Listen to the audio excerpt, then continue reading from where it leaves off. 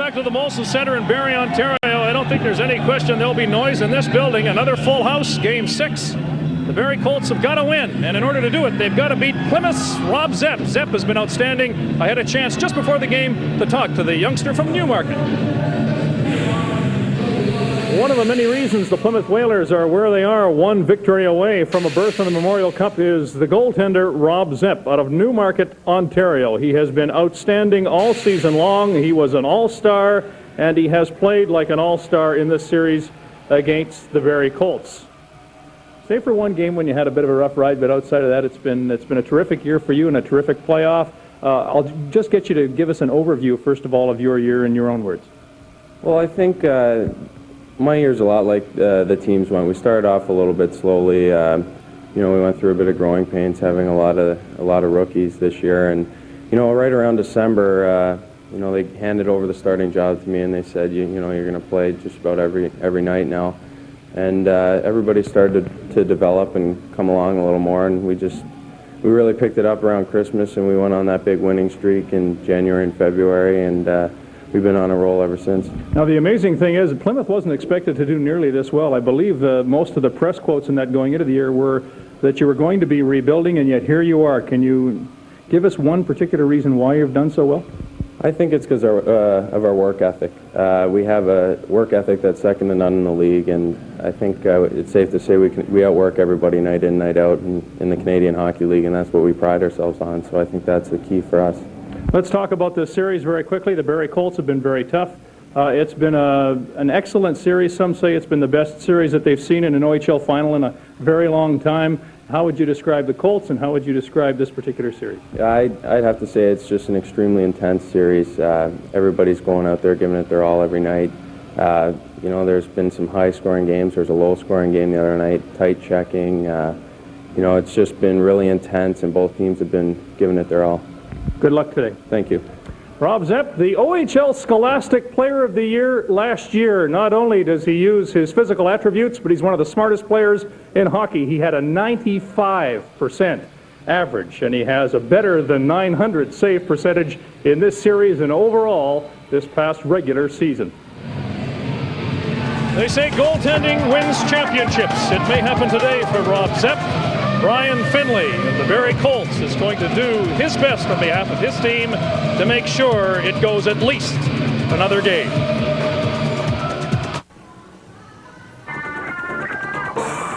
CHL Sunday on CTV Sportsnet. Brought to you by Canadian Tire, still the right place. By Dodge, a proud sponsor of Major Junior Hockey. By Molson Canadian, it's a Canadian game. And by Sherwood, proud to serve the hockey world. With Nick Kypreos, Lance Brown delighted to be here, as are they, for Game 6 Ontario Hockey League Championship. No matter how you cut it, this is the last home game for fans in Barrie. Out to make it the last game for the Colts, period. Newmarket, Ontario's Rob Zepp. He lives in the off-season about a half an hour or so from here, maybe 40 minutes if you're driving slowly. I don't. He's an Atlanta draft, 4th round, 1999. Opposing at the other end, for the hosts, Sault Ste. Marie, Ontario's Brian Finley. He was also an OHL Scholastic #1 player in 1997, 98, and 98, 99. So we got two smart goalies and a smart color man. What a bonus. We're in for a barn burner this afternoon. Get a load of the name of the referee. Brad Beer is going to officiate in the Molson Center. How good is that? Middle name's Light. There'll be nothing light about this hockey game. We are underway. Lots of body checking. You can expect that as Christian for Barrie threw one right away. The Colts inside their own zone, wearing the white uniforms. Plymouth in their deep blue, almost purple, if you will. Christian centers it. It goes to the goal. And they shove away. And goaltender Zepp makes his first save and makes his first few acquaintances of this game. Well, there's no feeling out process to start this game. These guys have battled hard for 5 games. And a lot of people are talking that this could be one of the best OHL finals in quite some time. Here are today's starting lineups, brought to you by Toyota and its dealers for Plymouth. Leading the charge there, Libor Urstanau, who's regarded as one of the top prospects in the world. coming up to the draft in Calgary for the National Hockey League. And up front, of course, we mentioned Justin Williams on the top of the show, leading the charge, goals and points. And this man's looking at Justin Williams to have a big, big afternoon for the Plymouth Whalers. Peter DeBoer, coach and general manager, figured this would be a rebuilding year, and I'll ask you, Nick, about that in just a moment as we are set for the face-off. Colts win it. Sean Cation moving in, shoots way wide. Maybe a little jittery to start this game. The Colts know what's on the line here. Goaltender Zepp leads it behind his own goal. Eric Gouldy will take over. And now picking it up is Captain Randy Fitzgerald, who has been absolutely brilliant. Had an opportunity to go to Carolina, but did not stick there, and he told us why, and I'll explain more on that later as it's centered in front of the Barrie goal. A little bit choppy to start things off. Damian Surma's number 15. Surma circling, doing a good job fending off one checker in front. Surma shoots, and he shot that wide, or Finley may have got a piece of it. There's a hard Barty check behind the goal, centered in front once again. The Plymouth with lots of pressure on here early. They leave the puck completely alone to the Colts. Now it's picked up. Christian can't keep the puck outside the line, but it's brought back in anyway, according to the linesman, and they're going to bring that face-off right back down into the other end as we look at the lineups for the Barrie Colts, Nick. And on defense, Sean Cajuan's done a wonderful job these playoffs. He's amongst the second leading scorer amongst defensemen with 14 points. And up front, we mentioned the big line of Barnes, Jefferson, and Keefe having to be the difference this afternoon in terms of getting the points on the board. And Bill Stewart certainly knows that it just doesn't rely on the big three, but it certainly starts with them. And we talked to him just before the game, and he, in the middle of our grilling, and it usually is these days, he said, I just want to take time out to wish my mom a very happy Mother's Day. So we'll pass that along. It's been a tough year for Bill and a tough year for Mom as she lost her husband. We mentioned that off the top of our broadcast here. Bill's dad dying earlier this month. And our condolences, by the way, to the Stewart family. Back underway inside the Plymouth end and fired right back down the ice. Aaron Powers, number 6, going full speed after it. He'll get to it easily ahead of Captain Fitzgerald. Again, another face-off in the Plymouth end. From Cambridge, Ontario, 18-year-old Aaron Power. Second-round pick in the priority selection in 1999, and he has had a great rookie year. He's done a good job in terms of his transition game from defense to offense, and certainly made a wonderful transition from junior Bay to playing close to 20 minutes a game for these Barrie Colts. Takes his position on the blue line. Face-off won this time by the Plymouth Whalers. Newman cleared out to center ice, and there is number 6 Power. That is a 2-line pass. So these guys will take a while perhaps in this first period of a crucial game to settle into a rhythm. We've played 1 minute and 37 seconds. Libor Urstinol is from Olomouc in the Czech Republic. He is 6'5" and 220 pounds, and I believe, as I look at my notes, he is the biggest player on the ice, and he's also one of the better in terms of plus-minus, as you see a +9 there. He's a real rugged customer. At the Prospects Tournament, ranked 22nd, according to Central Scouting for the NHL Draft. Very mobile for his size. Power, the puck in his skates. Robinson sets up, so does Barnes, number 10. It's kept in by Newman. Power again for Barrie. Will try the other side of the ice off the boards, and they do get it out. Checking very close here. Bernarski lets it go back to the blue line. Newman with it. And he absorbs a body check. Whalers keep it in, though. And now Robinson. Out to Keith. Barnes, long shot. This line's been on for a while. Jefferson will body the man and forget the puck again. Keith goes in there. Barnes gets it. Shot from a bad angle. Wasn't that close. And Eric Gouldy, number 37, feeds it ahead for Fitzgerald. That can't connect. Bernarski to Gouldy. That's blocked. Down goes another body. And here is Matt Zedasicki. Barnes following up. The rest of his line mates have changed. Long shot by Eric Reitz, and that was deflected wide by goaltender Zepp. who makes another save. Jamie Lalonde is number 14. Team leader in penalty minutes is a rookie. Another big player, 6'1", 200 pounds, Reitz. Pushed off the puck by Weiss, number 9. And the Colts will bring it out to the neutral zone. Zedasicki had the chance just a moment ago from long distance. Clears it in. Schwitke, number 35, is on the ice. Doesn't see anybody, but finds a body. There's a shot, weak shot. And that goes wide, clear to the side of the goal. And the Whalers will bring it out. Played just more than 3 minutes here in the opening period of Game 6. Barrie has got to win in order to stay alive and force a Game 7 back at Plymouth.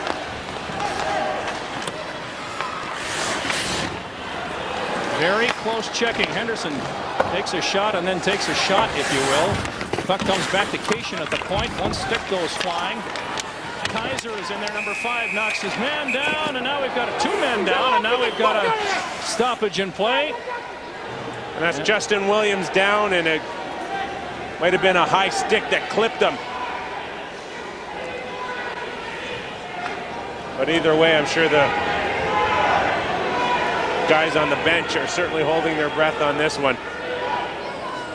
I understand it was an elbow. Let's have another look. Yes, it was. And that was Dennis Schwitke coming in with a high elbow. And it doesn't look like the referee signaling anything right now, but he's talking to his linesman. And we'll see if anything comes about. Well, you know, they talk in these playoffs about letting them play. You know, let them establish their own tempo and then let them hit a little bit. And I don't know that you want to let elbows go, but there's certainly a fine line to that. But talking to the both coaching staffs of this hockey game, they had mentioned that power plays haven't been real big in terms of having opportunities to solidify wins. It's pretty much been a 5-on-5 situation for the most part. Roughly 18 to 20 power plays for each team, and coming into the 6 games isn't a lot of power play opportunities, so there's no question that the referees have been able to let these guys play. Lane down won the faceoff momentarily for Barrie and then falls down. Now he's just back 2 games from a shoulder injury, and he scored in the last contest for Barrie, so the Colts are delighted to have their number 9 back as he skates back into his own zone, as does Hill, who clears it along the boards, and it gets out past Sean Fisher, number 13. This is Kaiser absorbing a body check by Christian. Eric Reitz is number 5, nicely along the boards. Christian's got some room now, has a look, goes rink wide. That's off Michael Henrik, who's leading his club in scoring. And that is cleared back by Plymouth, and the Whalers will try and get it out across that blue line. They can't. Henrik with it again, number 27. To the point, Reitz waits, tries to feed it into the corner. He was trying to beat 3 Whalers and couldn't. Hill backs up. 4.5 minutes gone, period 1. Slow change for the Whalers, but they got the 1-man checking on the puck carrier, and that was enough. Kaiser clears it, not out. Robinson with it, moves in. He's got lots of room too. Shoots low, still loose. They jam away at it, and Zepp kept it out. Both teams have had good scoring opportunities, but Barrie's had the better in close. Here come the Whalers, right to the goal.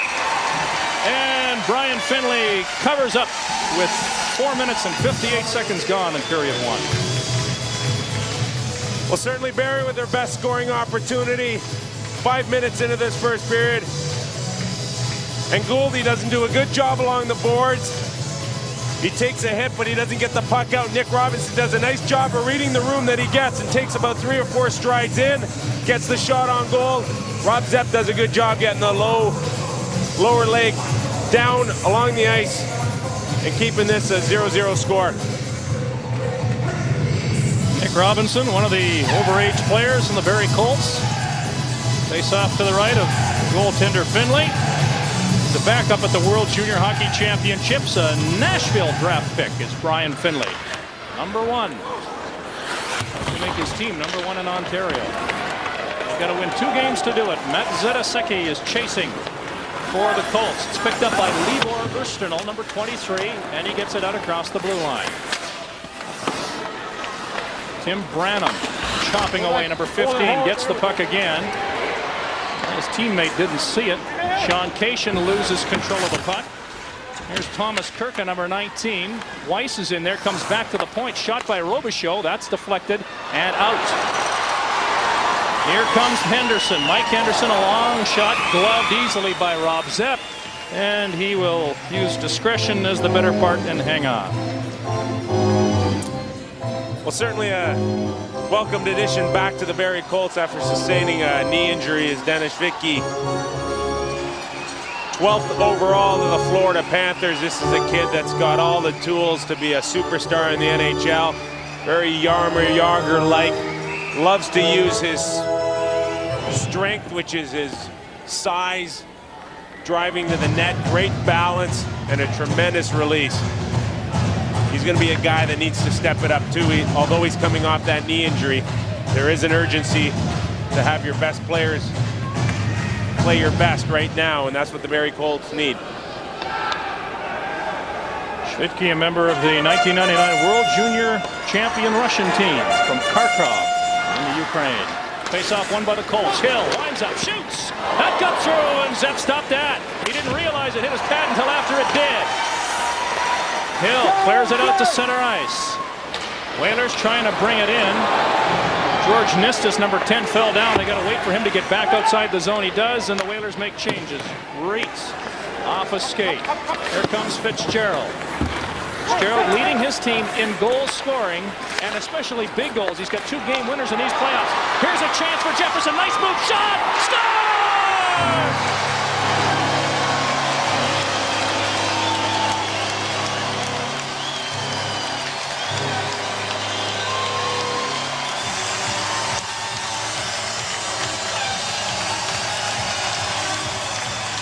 Great transition by the Barrie Colts, and it's Ryan Barnes that ends up making the key pass to get Jefferson going.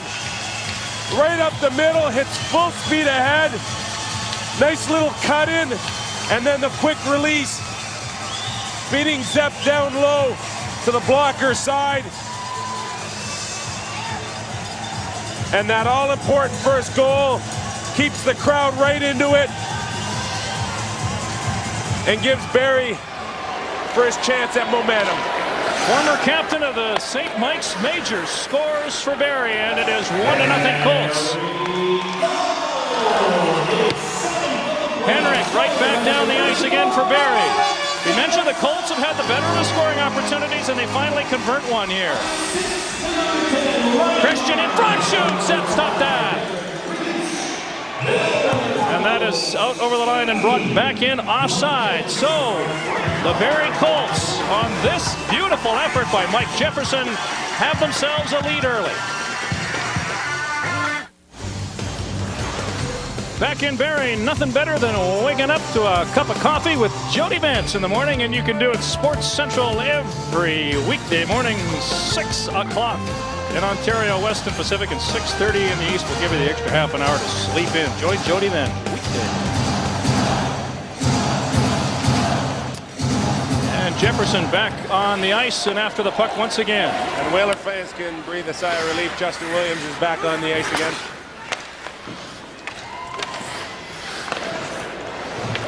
And just a bloody nose from that elbow. Jefferson takes his man hard into the boards and then clears the puck in. Whalers have been a little slow. There's Fitzgerald with a pass that was just off the mark, centered in front, and there was Fitzgerald to try and convert the pass. One of the Colts has gone running into the goal, and looks like it may be Barnes. It is number 10, and he gets up and skates away. Well, the Plymouth Whalers have as many 5 top prospects for the NHL draft, and this gentleman is certainly one of them.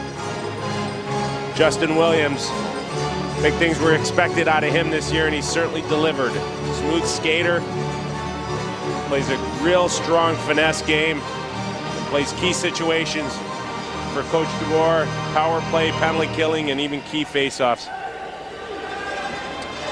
There's another Ontario boy from Cobourg, Ontario. 18 years old, on the way to Ottawa from these parts. Back to the point it goes. Plymouth trying to get a shot on goal. They've only had one. There's two. Hill leaves it in front of his own goal, but Keefe clears it away, and here's Barnes. Working up with Jefferson. Jefferson fell down. Kaiser, number 5, will go after the puck. There's another hard body check thrown.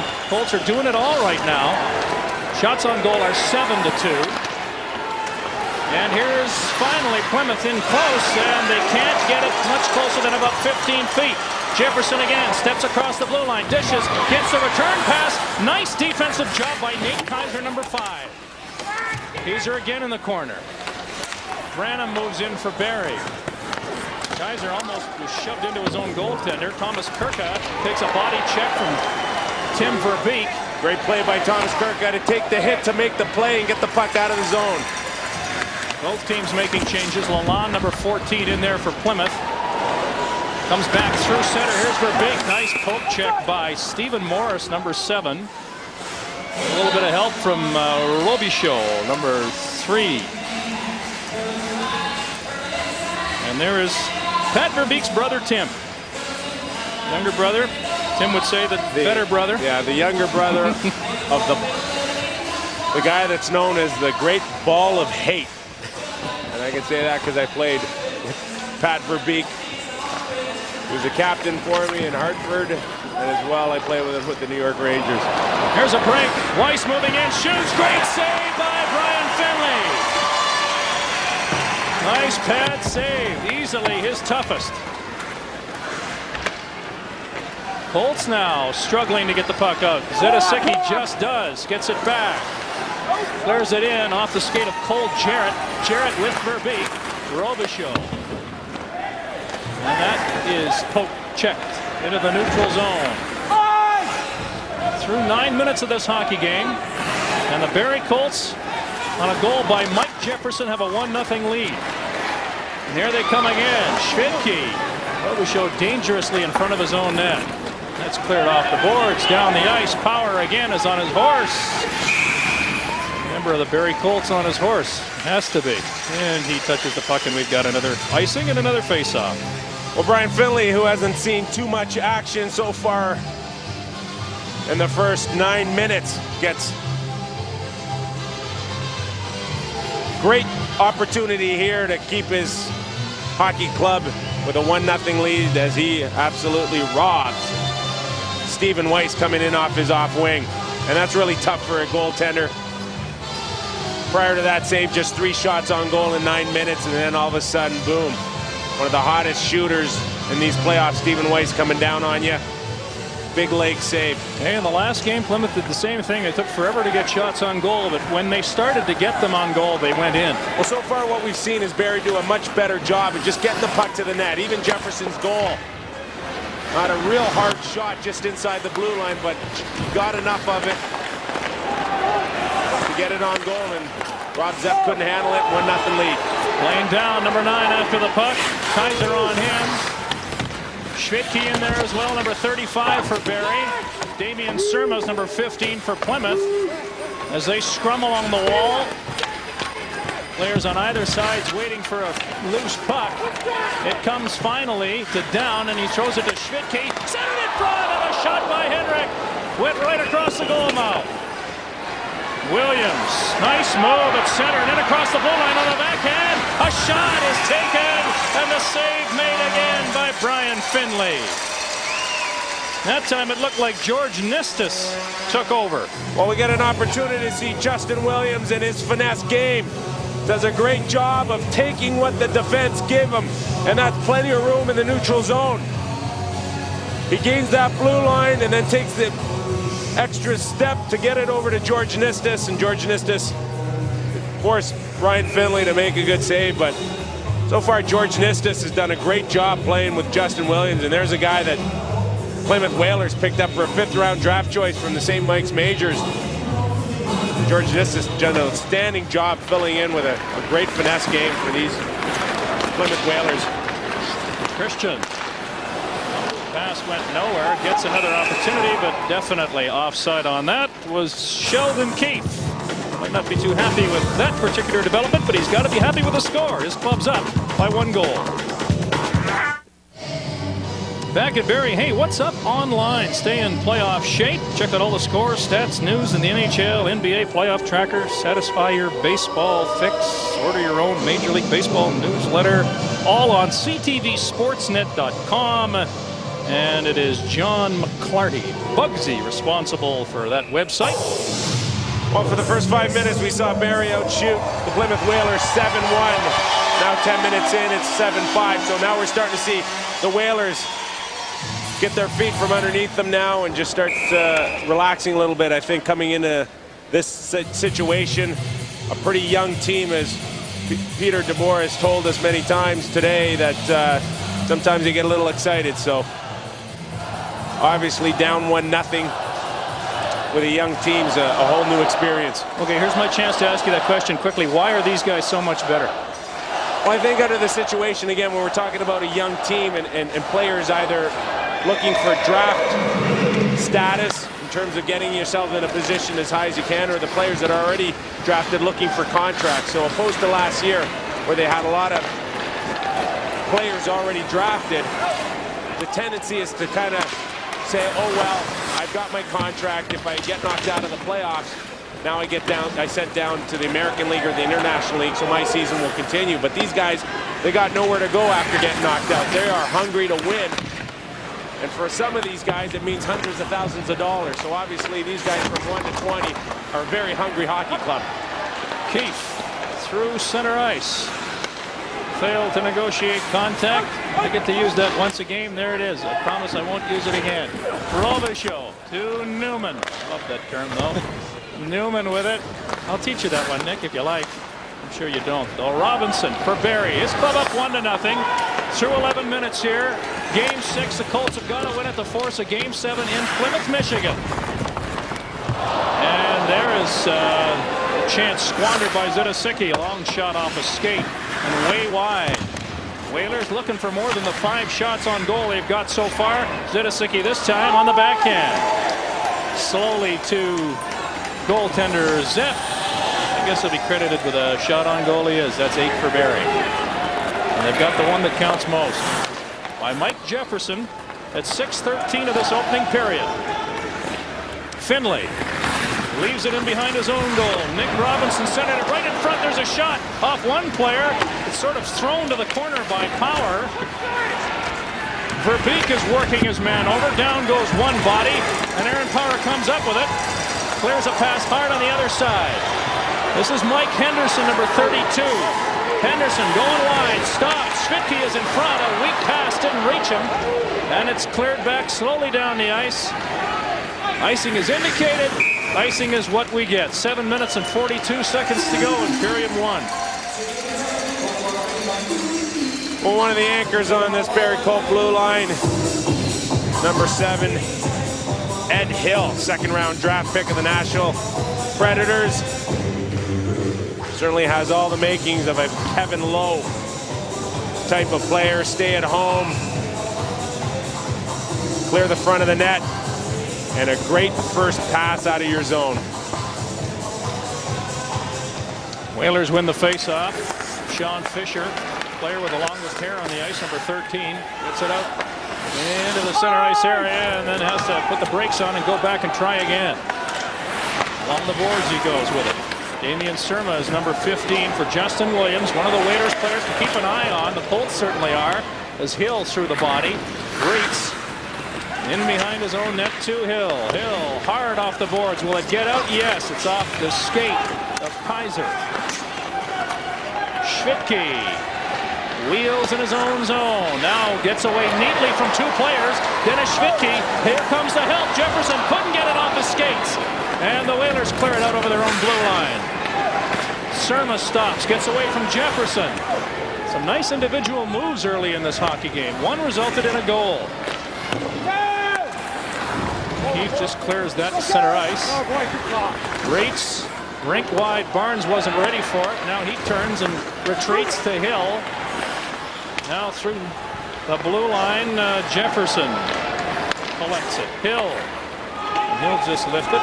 They're having trouble getting out of their own end of the Barrie Colts. And that is touched by Libor Usternal, and another face-off. certainly a rich history, the Plymouth Whalers, in terms of development in the NHL. There we take a look at 4 guys that we may be seeing in the NHL very soon. But just to give you an idea what a great job the Plymouth Whalers have done in their past, 4 guys off of last year's team played in the NHL this season. Harold Drukin, Vancouver; Paul Myra, Tampa Bay; David Legwand in Nashville. I saw a couple of Plymouth Whalers that would like to be part of that. One of those is Randy Fitzgerald. Now, Randy had the opportunity to go to Carolina, but turned the deal down. He's negotiating now with about 5 National Hockey League teams. And he has really, as a 20-year-old, played brilliantly in these playoffs. As you mentioned off camera before the game started, Nick, a consummate captain, team leader, well liked by everyone. Yeah. Then the 4th guy that I failed to mention is Ward with Montreal. So Jason Ward, just a great job by the Plymouth Whalers in terms of doing what they're supposed to do, and that's develop NHLers. And there's Randy, certainly a guy that hopes to one day be part of that group. scored the game winner in Game 5 and the overtime winner in Game 1. How's that for making a statement? 3rd season with the Whalers, from Toronto, Ontario. 5'11", 180 pounds, and a real good guy, a hard worker. And that's why I said, do you care where you go? He said, no. I said, how many teams? And he said, well, about 5 teams. And the thing is that is as consistent as anything about him is his work ethic, and that's why he wears the C, because it rubs off on all the young guys. Well, he certainly helped carry his team in these playoffs. There's no question about that. Now, Weiss is going to try and carry this playoff. 6 minutes and 10 seconds to go. Weiss does not for Plymouth. The Colts bring it up. And Weiss gets it anyway and fires it back in. Finley will leave it there. For Newman. Newman off his skates. 2 players collide. But Hinman comes in front. There's a shot and a save made by Finley off Jamie Lalonde. Brian Finley, not a lot of saves, but they've been big when he's had to make them, and his club is still leading by a goal. Well, Brian Finley needed to be on the top of his game as Jamie Lalonde gets a pretty good scoring opportunity, as he does a good job spinning off of his check and getting a good shot on goal. Tries to beat Brian Finley 5-hole. But the Nashville Predators first-round draft choice does a good job of squeezing the pads. Finley's size doesn't hurt either. Neither does the fact that Barrie's won most of the faceoffs, although they don't win this one. Before that loss, they'd won 10 of the last 13 faceoffs. Kaiser for Henderson, number 32. Mike Henderson. Well, that didn't really work, but they might be able to recover anyway. Not necessarily. Robichaud takes a hit from behind. Jarrett off the boards. 5.5 minutes, just under that to go here in period 1. Dominated early by Barrie, but Plymouth has come back, and the shots on goal, 8-7 for Barrie.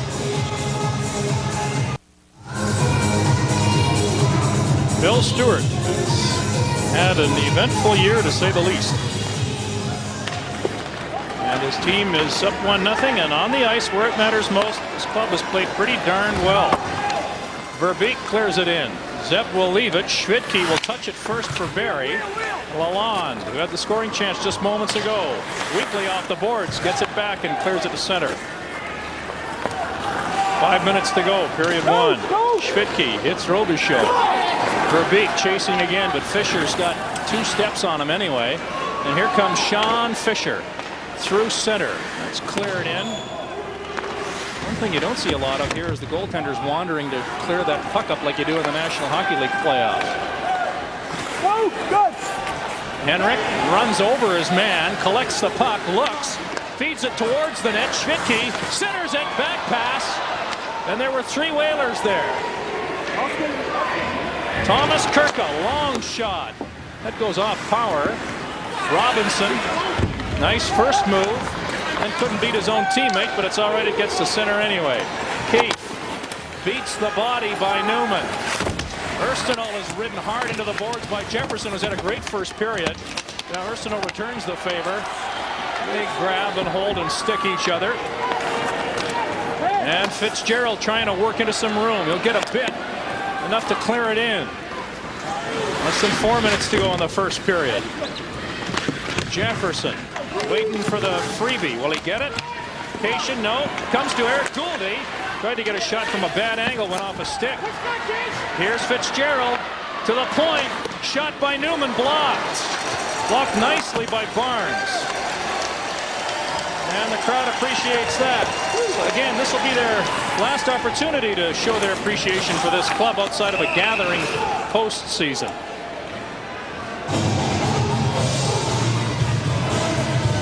We talk about players on both sides that are playing for contracts, and here are some of the guys who are playing for their futures with their respective National Hockey League teams.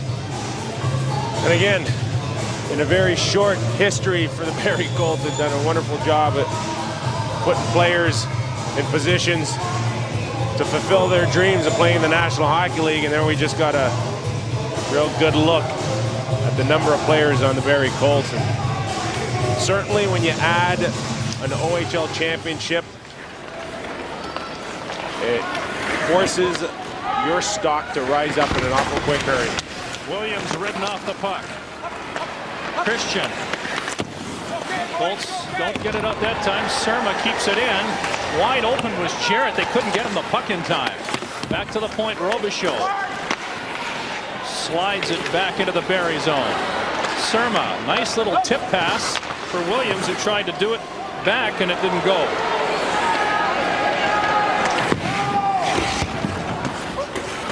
Here's Hill. Ed Hill from Newburyport, Maine. Number 7. Reitz, long shot, gloved by Rob Zepp. Don't have many troubles with those. Robichaud off the boards. Both teams making changes. Here is Thomas Kirka. 1 of 2 checks. Centers it. Down. Following up his man.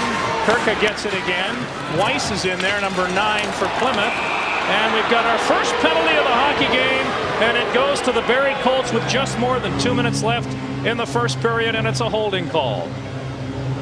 I think referee Beer had his choice on a couple of instances where holding could have been called, but he will get power in front of the net on a one-on-one battle. Here Kirka and Weiss start working it down low. Kirka does a good job of holding on to the puck, and the hold was in front of the net, not the one behind it. But regardless, as Aaron Power gets the holding penalty, Plymouth will go on the power play.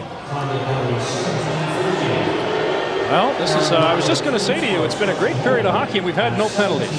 So this is the first one, and we're very late in the first period, so they have let them play. And now we see the power play for a first time from Plymouth. Sheldon Keefe pleads his case. And Coach Peter DeBoer would love to have a tie game going into the dressing room after 1 period at Barrie in Game 6. And we mentioned how power plays certainly haven't been instrumental in this series, but timing is everything in terms of coming up where we've seen a period where Barrie's pretty much dominated. A power play goal could again switch the momentum awfully quick. Kirka to Surma. He's got Fisher with him. There's Fisher taking the pass. Scoops it into the corner. Weiss leaves it. Gouldy. Back to the point it goes. Here's Kirka again. Kirka being checked nicely by Keefe, who did a great job to break that up.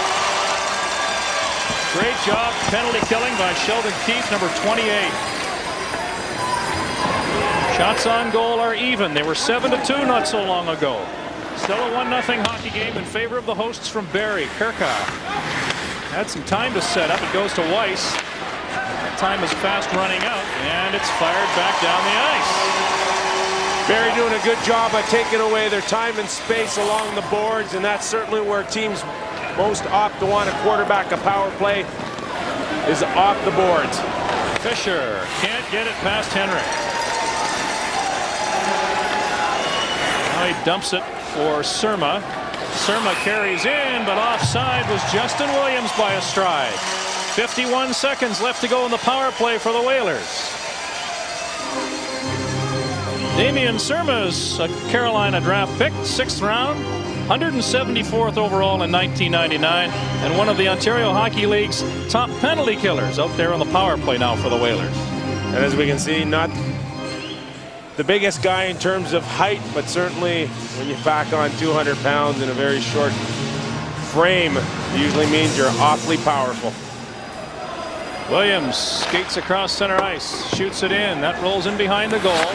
Reitz spins his man nicely. Henrik moves up to help out. And Reitz will get it on the backhand to Zidasicki, and past Jarrett they go. Fisher has to retreat behind his own goal, marshal the troops, and he's got about 25 seconds left in the power play.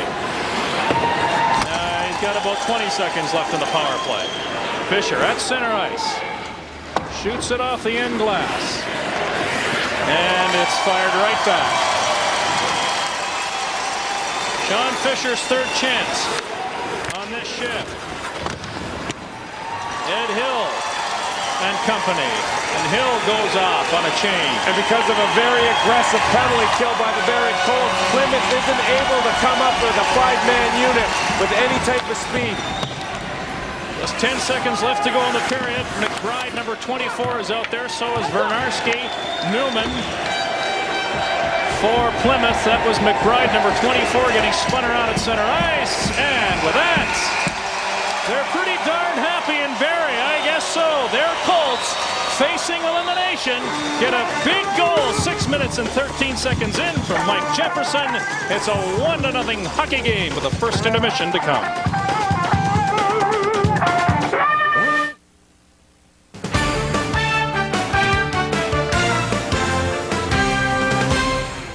Hi everybody, I'm Darren Dreger live in the CTV Sportsnet studio. We'll get you back to the Ontario Hockey League Championship on the net in just a moment. Hockey rules the day with the World Hockey Championship wrapping up, and also the Eastern Conference Final getting underway today at First Union Center in Philadelphia. It is the Flyers and the Devils in Game 1, celebrating Mother's Day. That's the way you do it, in style. And the Flyers get a boost from Keith Primo, who has been cleared to play. Just 55 seconds in, though.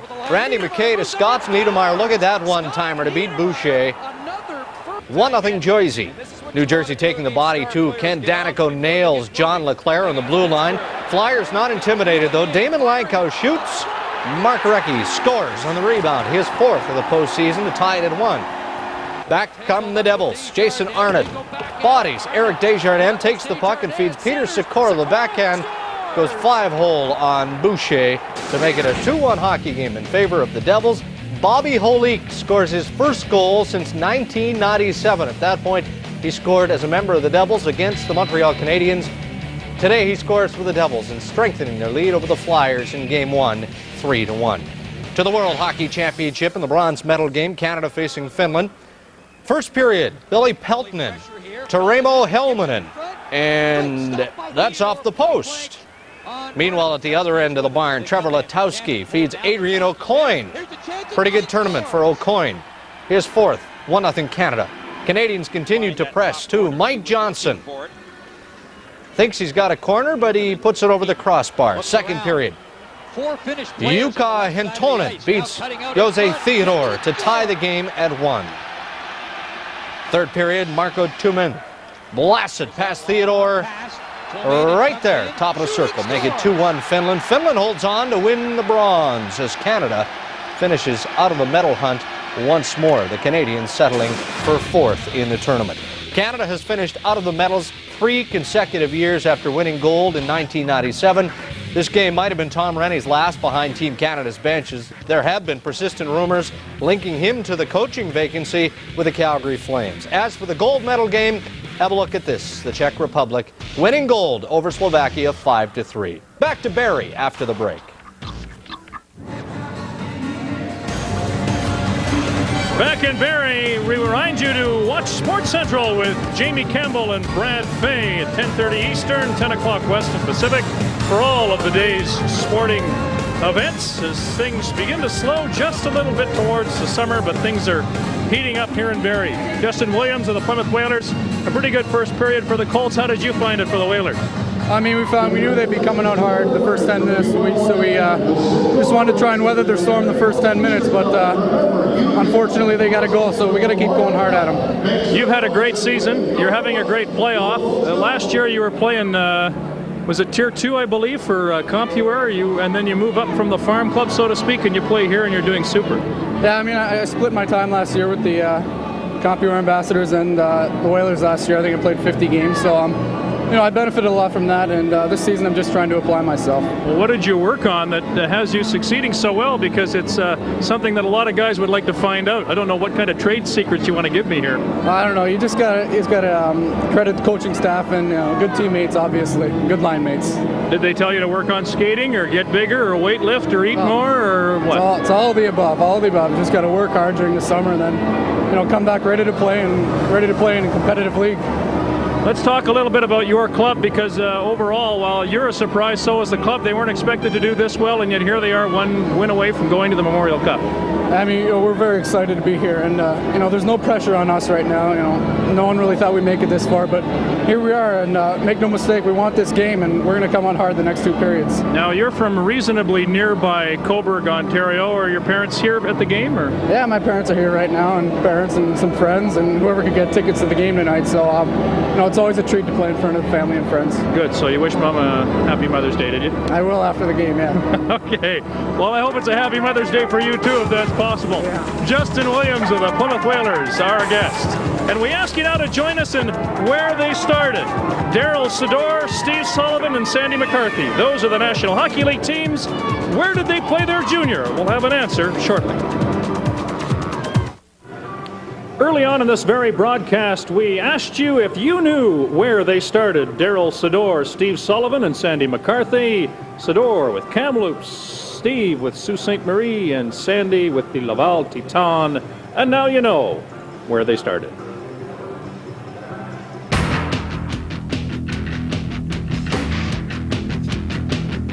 CHL Extra, brought to you by Toyota and its dealers. As you might expect, scoring leaders in the OHL playoffs are led by the leaders of the 2 teams in the final. For the Plymouth Whalers, Justin Williams has led the way. The 18-year-old, 29 points, 21 games postseason. Barrie's Michael Henrik has been the best playoff performer in points with 26 in 23 games, and he's sandwiched between the Whalers as Plymouth's Stephen Weiss, Sean Fisher, and Randy Fitzgerald round out the top 5. In goaltending, Rob Zepp of Plymouth, despite getting pulled in Game 4 of the series, leads the way with 15 wins and 6 losses. Barrie's Brian Finley is right behind, and both have played an enormous amount in these playoffs, more than 1,200 minutes each. Ontario's scholastic player of this past season, Brad Boys of Erie, who captured the Bobby Smith Trophy with an average of 91%. Past CHL winners include New Jersey's Scott Niedermayer, for example. The London Knights have owner Dale Hunter full-time now. He has resigned as player development instructor for Washington's Capitals. The Hunters also have officially notified the City of London that the team fully supports the city's bid for a new arena complex set to be the best in the Ontario Hockey League. The city of Guelph has reason to celebrate hockey this month as the Sports Hall there inducts 7 new members, including former Guelph Haloti player George McPhee. It's tomorrow at Guelph Place. Bobby Orr and Russ Jackson on hand. And we'll be on hand for the Memorial Cup next week. It begins the 20th in Halifax, where the host Mooseheads take the ice for Game 1, and they'll play the winner of this series between Barrie and Plymouth.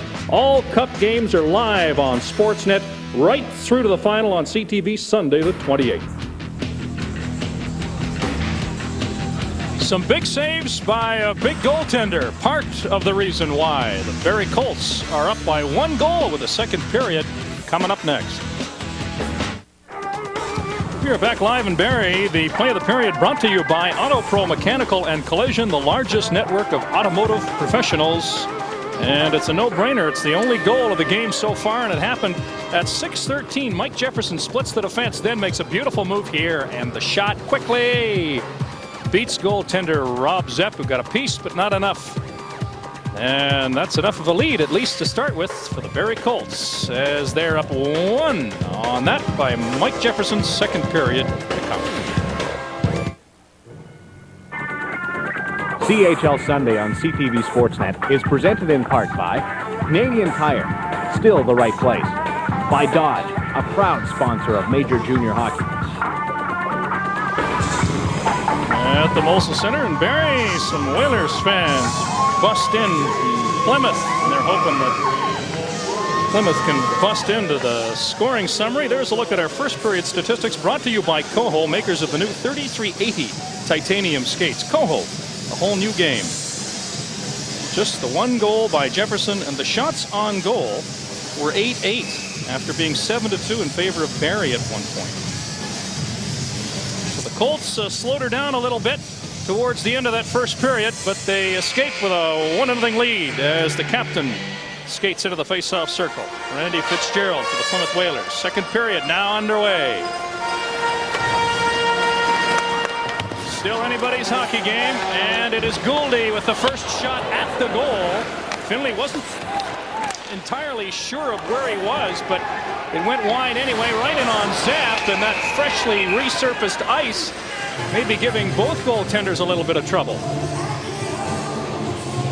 Well, judging by the one shot on goal the last 15 minutes by the Barrie Colts, it certainly wasn't the start that Rob Zepp was hoping his team would have at the beginning of the game. But again, when we're talking about a fairly young team, to come into a sold-out building here in Barrie and try to close out a championship series isn't a very easy thing to do. So Plymouth certainly feels a lot better about themselves now starting the second period, I'm sure, than they did the first 2 minutes or the first 10 minutes of the first period. Now, you were there with North Bay, were you not? I played OHL final. I played in the Super Series to establish where the Memorial Cup was to be played in Ontario, and then we had an OHL final go into 7 games as well. And really, what it came down to was just a couple of breaks and some key injuries. But again, when you're dealing in 6 or 7 games in a championship series, and again, I played in Game 7 in '94 in the Stanley Cup final. Not an easy thing to do. Win those hockey games. Sermanistas there coming close. Keefe going back the other way to Jefferson. Jefferson shoots right on. Rebound in the backhand. Barnes taps away at the goal stick. And no further damage done by the Barrie Colts. A little end-to-end hockey there. Haven't seen much of that so far. Well, on the top of the show, we talked about this line having to be key players in the cog of going to Game 7, and so far they've done a great job. Jefferson getting the leadoff goal in the first period and then being part of that 3-on-2 rush with Keefe. This line has to be going. Mike Jefferson with 2 of the 4 good scoring chances for the Barrie Colts. So far in this hockey game, he converted one of them. And he was close there. Reitz right over his stick at the blue line. Reitz goes to counterpart Ed Hill, and it winds up dumped into the Plymouth zone. Newman, and watched by Jefferson, who throws everything he's got in there, gets the puck towards the front of the goal. Here's Barnes stopping it. Shot weakly on goal. Keefe is at full speed, dumps it back into the corner. Newman to the point, but not out. Back into the corner. Looks like a power play, but it's not. Here's Robinson, shoots! Goaltender that way up, rebound! Another save! Right in on goal! And that rolled right through the crease the wrong way. Wrong way for one of the teams at least. Barrie, tremendous pressure early in the second period. Fitzgerald will try to settle things down. Tries to get it out, can't. Robinson uses that big reach. And now Fitzgerald takes over. It's a 2-on-1. If Weiss can catch up in time. Nice shot blocked by Hill, number 7. On Fitzgerald, who gets another chance. Big save there with the toe by Finley. One of the Colts goes down, and 4,000 plus referees want a penalty call. Good action to start. Here's Keefe moving in. A shot by Down, and that was high and wide. Boy, they've opened it right up here. Just more than 2 minutes into this second period, and the first period was pretty tight checking, Nick. And the second period is wild for the first bit. Well, some aggressive D on the part of Nick Robinson enabled a scoring opportunity for Plymouth, but here Nick Robinson again takes that extra step, gets the puck back and forces Rob Zepp to make a couple of good saves. And then it's right back at the other end. Certainly entertaining hockey for the fans, but I'm sure the coaches think differently. Well, we're with the fans on this one because it's a lot more fun to sit back and call hockey when it's fire wagon, and it has been for a while here. It's been great hockey no matter what. Coach DeBoer of Plymouth said that 3 of the games in this series are as good as any hockey he has ever seen. And we're en route for a 4th if it stays like this, especially in this second period.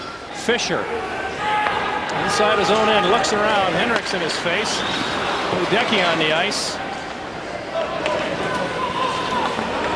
And it is Branham along the boards. Schwitke chips it not out. Kept in neatly. Whalers trying to get Morris free. Morris is number 7, Stephen Morris. Branham. Fisher stops it with a glove. He's got a man, McBride. Here's McBride, tried to get it in front. It went off a skate. Schwitke. McBride goes down and makes sure he hangs onto a stick. That was the stickification. There's a long lead pass for Henrik, and he is miles offside. Michael Henrik of Thornhill, Ontario, 19 years of age, another big player, 6'3" and 214 pounds, and a first-round draft pick of the Edmonton Oilers, 13th overall in 1998. Well, we talked about Sheldon Keefe only having 1 goal in this series, and as good as Michael Henrik's been throughout these playoffs, he's got no goals in this series, which is one of the key factors why Plymouth came in at Game 6. Up 3-2. He's a guy that has established himself as one of the top scorers. Certainly he'd like to break that goose egg here in the second period. 1-0 hockey game. Colts in front. 3.5 minutes gone in period 2. As they jostle in behind Brian Finlay. Kirka trying to work it in front of the goal. They do.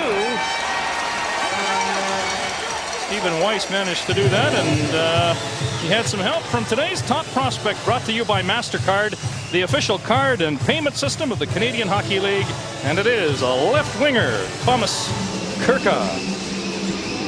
And Kirka comes in as one of the top 10 picks in the import draft from the Czech Republic, and he has been a real solid addition for the Plymouth Whalers. Does everything exceptionally well.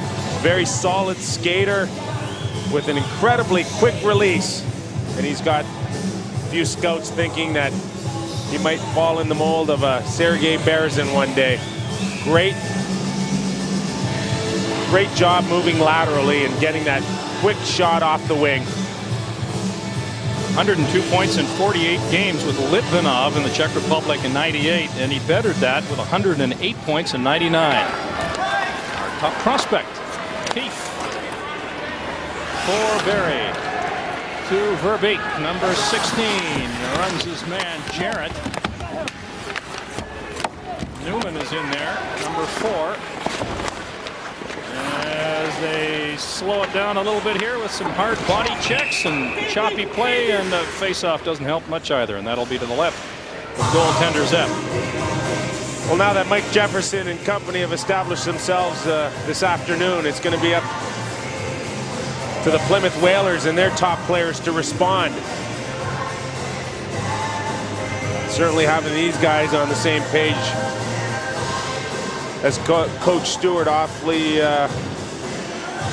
feeling awfully good about his chances. When these guys go, so do the Barrie Colts. Jefferson was called by that man, the coach Bill Stewart, the toughest player pound for pound on this hockey team, and he has proven that several times in this hockey game. Some thunderous body checks, and the points when it mattered. Centered in front by Jefferson, and Eric Gouldy wheels away, number 37. Weiss, number 9 for Plymouth. A loose puck here, a little scrappy play. Fitzgerald's back out there again. Jefferson goes down.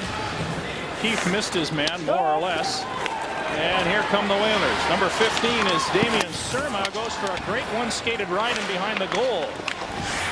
Erstenol moves in to keep the puck in, does so, number 23 for Plymouth. Here's a chance for Surma, shot, rebound! Big save, still loose. The net comes off, the puck stays out. And we've got a hooking penalty coming up to the Barrie Colts after all of that. Best sustained pressure, only played 4 and change here in the second period by the Plymouth Whalers. Good job by the Plymouth defense keeping the puck in down. Ursamel does a good job of turning it over. And then Plymouth gets their best opportunity because of it. And then to the right of your screen, Tim Verbeek ends up getting called on the hook as he pulls down Plymouth player, and first power play opportunity in the second period goes to the Plymouth Whalers. Well, we mentioned earlier we haven't had too many penalties and not too many power play opportunities. The Whalers would only need 1 to tie this game if they could convert. But the Colts did a great job of killing off the first power play that the Whalers had, and they're off to a good start here in the second. Zepp forced to play it. That's Zidasicki, number 19, doing a terrific job in there against 3 Plymouth Whalers. All afternoon, the Barrie Colts has done a good job taking away time and space on power play opportunities for Plymouth.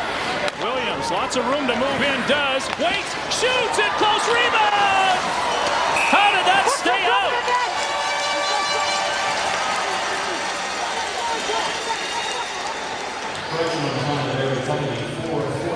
Justin Williams on his off wing, picking up the puck on the half board. And all kinds of daylight time for Justin Williams. Drops the shoulder. It takes the extra step, but he doesn't get Brian Finley to bite on it. That looked like it rolled off the top of the crossbar onto the top of the net. Hockey is a game of inches, and Brian Finley gets a bit of a break. Well, it was just a given that this man needed to be on the top of his game to force Game 7, and so far we've seen the best of Brian Finley. 1 minute and 26 seconds to go on the power play for the Whalers. They trail by 1, lead the series by 1. Surma clears it in. Finley lets it go.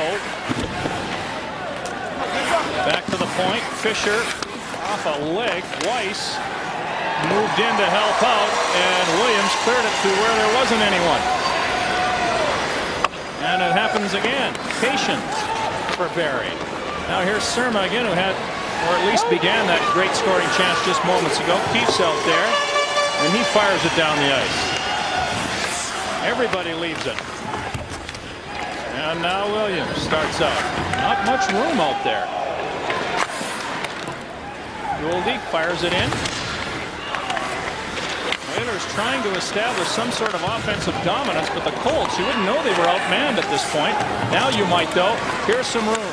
Surma at the blue line. Now Henderson went right over stick. Weiss feeds it in front. There's a shot. Save made by Finley. And cleared back out across the blue line. 15 seconds to go in the power play. Surma, using whatever part of his body he can to get the puck on, keeps it in.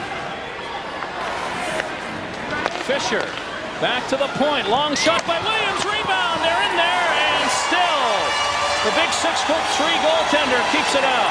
And it's fired down the ice. Verbeek will have to chase it, and Zip will have to come out to play it. Again, the Barrie Colts doing a great job killing a penalty. And they had some enormous help from that big goaltender with some very big saves. We are back in Barrie, and a reminder that Craig Simpson, who's got his Howie Long haircut going, will provide more in-depth NHL playoff analysis. 10:30 Eastern, 10 o'clock West. One of the guys we'll be talking about in a year or so is Ryan Finley. What a period he's had so far. Definitely the difference here in the second period. Didn't get as much action in the first 10 minutes of the first period, but boy, things changed. Well, and he's managed to stay in the game, too, with very few shots, especially in that first period.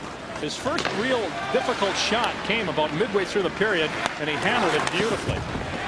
Tough thing to do sometimes when you're a goaltender. Colts shooting it off the side of the goal. Zip falls down. And a little scrum in the crease, and while they do that, we'll do this. CHL Plus Minus Leaders brought to you by AutoPro Mechanical and Collision. It's the largest network of automotive professionals, and we spoke to and of Justin Williams. And there you see him leading the way for his club with Weiss and Fitzgerald, the veteran, in at +10. For the Barrie Colts, it's 3 at +9. Branham, Zidasicki, and Reitz, the defenseman. Rob Zepp managed to keep that out. It's a shot from a bad angle. It rolled up on the back of the net. I think many of the people here thought, uh-oh. But it's still 1-0.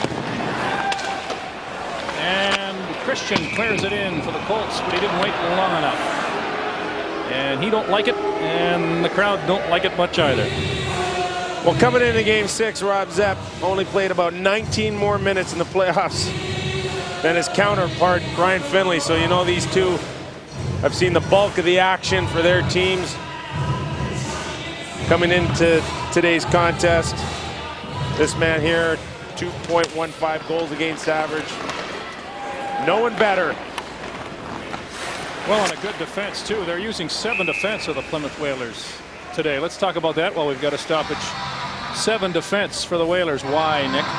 Well, there are times during the playoffs, even at the NHL, we'll see 11 forwards and 7 defensemen. And what that basically announces to the whole world is that you're going with 3 lines, and you're going to see a lot of spot duty with the extra 2 players. And on the back end, it just gives you that much more depth, especially this time of year. You either lose a key guy to an injury or you get into penalty trouble, and that enables teams to take advantage of a defense. So Plymouth, Coach Peter DeBoer always stress defensive zone. He gives himself a little bit of insurance. Lalonde centered it in front. A shot by Weiss was stopped by Finley. Lalonde again as they cycle the puck down low. Comes to the point. Fisher couldn't keep it in. Christian is away. Zidasicki trying to catch up. Christian on the backhand. Centers to the side of the goal only. Gets it back. And the puck goes in, but not until after the net was knocked off. So there will be no goal here. And just one so far by Mike Jefferson. Well, Fisher takes a bit of a gamble here with his glove. Doesn't get the puck down. Christian goes down.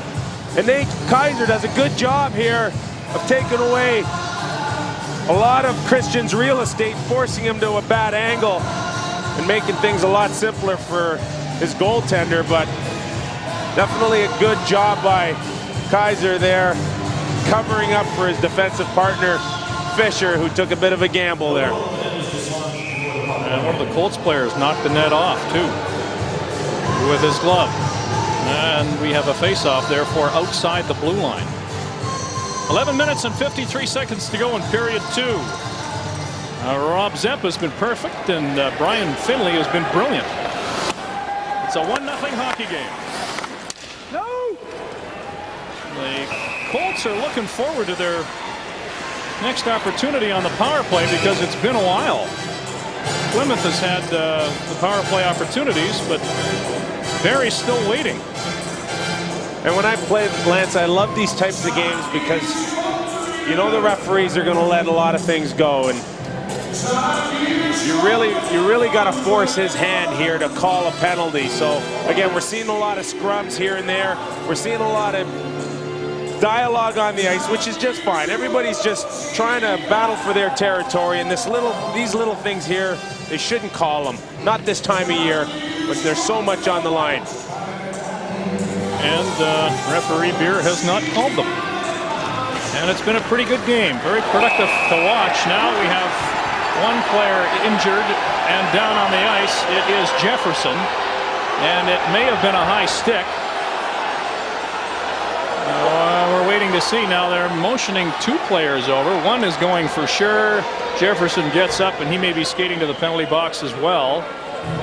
And I believe that's Fitzgerald in there. Well, this is right off the face-off here, and Fitzgerald comes in with the cross-check here. Jefferson goes down. I don't know, if I'm on the Barrie bench, I'm sitting there going, we just got robbed here because Jefferson did a good job of pulling in Fitzgerald on the cross-check, and I really don't see where Jefferson ended up getting a penalty onto this. But nevertheless, this game certainly doesn't look like it's going to be decided on specialty teams. No, or by talking, but it's not stopping them. Did you phone your mom? Yeah. Did you? No, not yet, but I got all day. 11 minutes and 38 seconds to go, second period. It is 1-0 for the hosts, who have to win. Big game 6. And 4 of the 5 previous games have been great games, right down to the last drop of whatever they're supplying on the bench or in themselves. Plymouth on the puck in the Barrie zone. McBride to Gouldy, takes a pretty good body check, and another one from down. Comes back along the far side. Cation had to reach up to hit his man, but did. Gouldy goes in there and takes out one of his own players. Ursinol moves up. He takes the body, but he's a big boy. Comes back to the point. There's a long shot. It's getting pretty chippy right now. Nick, we may see more penalties. Oh, good body check thrown there by the Whalers, number 12, Chris Bernarski, on Sean Cation. Williams to Bernarski, shoots, not even close, and it fluttered as it went by Brian Finlay. Puck is underneath one of the Whalers, Rob McBride. No doubt they'll take a second or so sorting that out, so we'll break for just a moment. And we're back to a pretty wide open second period in Barrie. Colts leading 1-0. And that goal was scored in the first period, but there could have been more scoring. Certainly not for a lack of chances here in period number 2. And Hill for Barrie in his own zone. To Verbeek. Out across the blue line. Missed one Plymouth player, but not the second. Robichaud, number 3, moves up. Surma has it. Nistus is going for the front of the net, waiting for a loose puck. Comes back to the point. Now they head to the net. There's a deflection. Save, rebound. And Nistus couldn't get a stick on it in front. Finley made the first big save. Zedasicki ties up his man. Reitz is being tied up by Williams. Both of them go down more than once. Williams picks it up, though, wins the battle, tries to get in front. Will have another chance to shoot. Wait, shoots! Oh, and I don't know whether Finley got that or the post did. Stayed out. Puck past Jarrett. Henderson, number 32, is on the ice for Barrie. Zedasicki moves in there. Surma shoots. Great block there by number 5, Reitz. Comes in front of the goal. Hill sweeps it off the boards. Robichaud keeps it in. Some pressure here. Plymouth's had the better of the play lately. Long shot doesn't get through. Williams was in front. Surma goes off him. Henderson, these guys are near the end of a shift and they just want to get off the ice. Some of them do. Surma stays out. Surma with Kirka, number 19. Fires it in. Plymouth still got the pressure on. Kirka reaches on him. Zedasicki's still out there for Barrie. And it comes to the side of the goal, and thankfully, I'm sure, for Brian Finlay, he manages to cover up and stop play. It's 1-0 at the Corral in Barrie.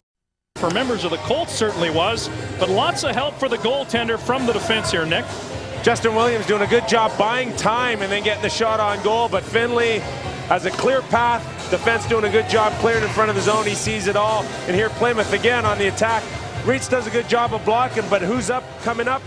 Cole Jarrett jumping in, number 2. So what we're seeing now out of the Plymouth Whalers now is a lot more support from the back end, jumping in on offensive chances. So we'll look for that to continue. Trying to get that tying goal. Loose puck again in front of the goaltender. The Colts get it out across their own blue line. Henrik off the stick of Christian, who barrels in. Gouldy to the point, doesn't get it out. There's a shot off a skate by Down. Henrik, number 27, into the corner for Christian. Weiss on him. Down was set up, and out come 4 members of the Plymouth Whalers. Gouldy going to the middle. And there were 2 defenders there and not enough support beside or behind. Fisher action behind the play as Gouldy takes his time getting out without his helmet, which is in the corner to the left of goaltender Finley. Weiss being checked. Incessant checking in playoffs, but it has opened up a little bit. Henrik brings it in, but offside once again. The Barrie Colts. Well, this is where we say the next game is going to be. At this point, who knows? It could be in Plymouth, it could be in Halifax. But no matter where it is, CTV Sportsnet will be right on top of the action. We are very much looking forward to the Memorial Cup and our next broadcast May the 20th. Right here on CTV Sportsnet. With Uncle Nick aboard.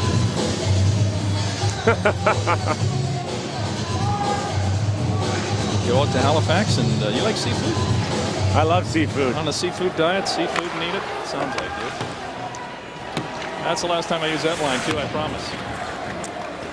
Branham for Barrie, off the boards. And that'll slowly roll in towards goaltender Rob Zepp. Perhaps the easiest save he's made this game.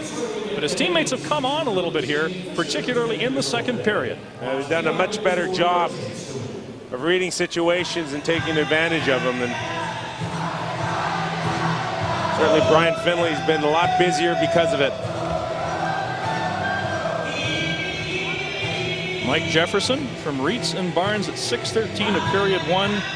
And this man has made it stand up since. Shots on goal were 8-8 after one period. Now favoring Plymouth 20-15. So Plymouth has had 12 shots on goal and nothing to show for it yet. Less than 8 minutes left. Here in the middle frame of game 6. Newman rings it. Gouldy stopped by Schwidtke. Back behind the goal they go. Fitzgerald decides he'll just let it go, which was probably the right decision. There was a man on him, but it will bring about a face-off back in the Plymouth end. And again, the stuff behind the scenes continue. And again, you don't want to push the envelope in terms of the referee now. You're getting into a critical time in the back half of the game. And you really don't want to end up taking the extra deuce here. This is what, Jefferson and Fitzgerald volume 2 at least. And there'll be more to come, no doubt, in this sidebar story. You must waste an enormous amount of energy doing that, though. Plus, you're tired to begin with. It does, but again, all you're trying to do is just enable yourself to put yourself in a position to draw a penalty, and that's all it's really coming down to. Fitzgerald chasing after that, didn't quite reach it in time. Then he and Jefferson bump once more. They won't be stupid enough to drop the gloves no matter how much they dislike each other. Kaysen shoots high and wide. Schwidtke keeping it in. And there's Jefferson. I'd like to get a look at his minutes total for this hockey game so far, because he's played a ton, as they say. Loose in front of the Plymouth goal. Fitzgerald off his glove. Staying out there too with Jefferson, and away they go again, those two. And they're yapping. And standing there outside the blue line. Keith with the puck as the play continues. Either guy not giving an inch. Schwidtke in behind the goal. Keith misses a body check, fell down anyway. Gouldy had him lined up beautifully. And there's Fitzgerald. He's got to be dead tired. And Keith could not get back in time to save an offside, so we've got a stoppage, and we're going to let those two poor combatants take a break. There goes one of them now. And the big hit started off the first puck drop in the opening period, and they haven't stopped. Jefferson getting a little bit of the better half of Fitzgerald along the boards, and then they continue to battle like they have all afternoon. And that's, I don't know, to me that's fun to watch. Yeah, it's fun to watch because we're 200 feet away. That's right. Robichaud, center ice, just clears it in. Henderson waiting for it. McBride beat him to the puck for Plymouth. Zedasicki around on the far end. There's Jarrett, one of those defensemen you were speaking of, Nick, pinching in Robichaud one-on-one with Henderson. Great job using his size to advantage there. Hill to Reitz, who had that terrific shot block. Zedasicki at center ice. Shoots it in. Crowd trying to get things going for their Colts here. Anderson, Barnes. Big line is out there. Barnes gets a shot away. It's not a great one, but the rebound is there. Robichaud ties up his man. And Plymouth will bring it out with McBride. Can't get to the line. Now he gets some help. And Barnes returns the puck inside the Plymouth zone.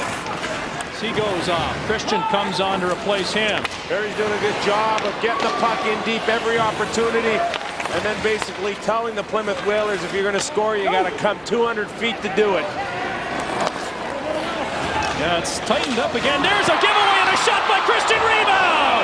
Cole Jarrett handed the puck to Mike Christian, who had 2 cracks, but Rob Zepp comes up with a huge pair of saves to keep the Whalers down just the 1 goal.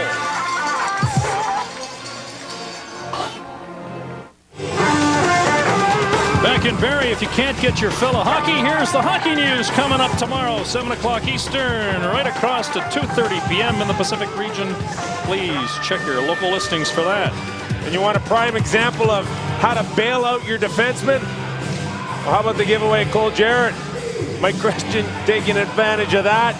But Rob Zepp is there to tell his defenseman, don't worry about it. I'm back here. That's why they call him Rob, because he certainly did there. Just more than 5 minutes to go in the second period. 1-0 Barrie on a goal that was scored at 6 minutes and 13 seconds into this contest. And a very tight checking first period. The second period started, it was wide open. Lots of body checking, lots of hate, which some people say you got to have at this time of year.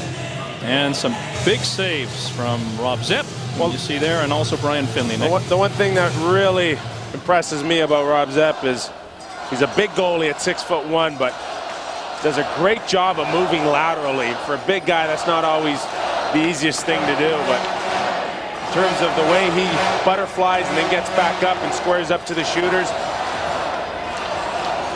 you certainly know why Peter DeBoer has called him the MVP of the playoffs so far. Whalers win the faceoff, and they get it out to center ice. Power, number 6, clears it to Henrik.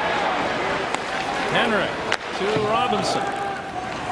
Around the boards it comes in the Plymouth end. And Lalonde, number 14, to Weiss, number 9. Weiss drops it. There's a shot. Doesn't get through by Thomas Kirka. Weiss is in there, gets the puck. Fisher had moved in from the point. Now goes back to his position. And it comes out over the stick of Kaiser and into the Plymouth zone. Teams making a couple of changes. Down on the ice now for Barrie. He's watching Kirka. Now the Colts make a big change. And it is Kirka to Weiss. Fitzgerald going for the net. Back to the point. Newman steps into the shot. Low shot. Not real hard, but right where you want it to be. The rebound was swept away by the Colts. Jefferson back out there again with Fitzgerald. We mentioned that battle, and we'll be watching it all the way through here as that intensifies right along with the play. And the importance of winning this game for Barrie. Fitzgerald dumps it weakly in front of the Barrie goal. Whalers trying to pinch now. Schwitke gets it off the boards and out past his man. Keith is dumped by Osternold, and it results in more Barrie pressure. One of the Colts has lost his stick, and now we have a holding the stick penalty. And this will be Barrie's opportunity to go on the power play. That's why the fans are so happy here. Libor Osternold getting called with holding the stick off a puck that didn't get through. And then Osternold with the long reach ends up taking the 2-minute penalty. It's the first power play for Barrie. 3 minutes and 33 seconds to go in the second period. How about that? You sound surprised. I am surprised. I had to check. I have to thank the guys on press row for telling me. How about that? I was thinking, we had a penalty, Plymouth in this game, a sole penalty? The answer is no. So here it is. Barrie on the power play. The goal here is going to make it pretty tough for the Whalers to come back. And the faceoff is won by the Colts. Cation in for Zidasicki. That is Henrik, number 27, and Christian on the power play for Barrie. Robichaud off the boards, and the Whalers can't get it out. Nice job by Cation. Here's Christian, shoots, great save by Zep.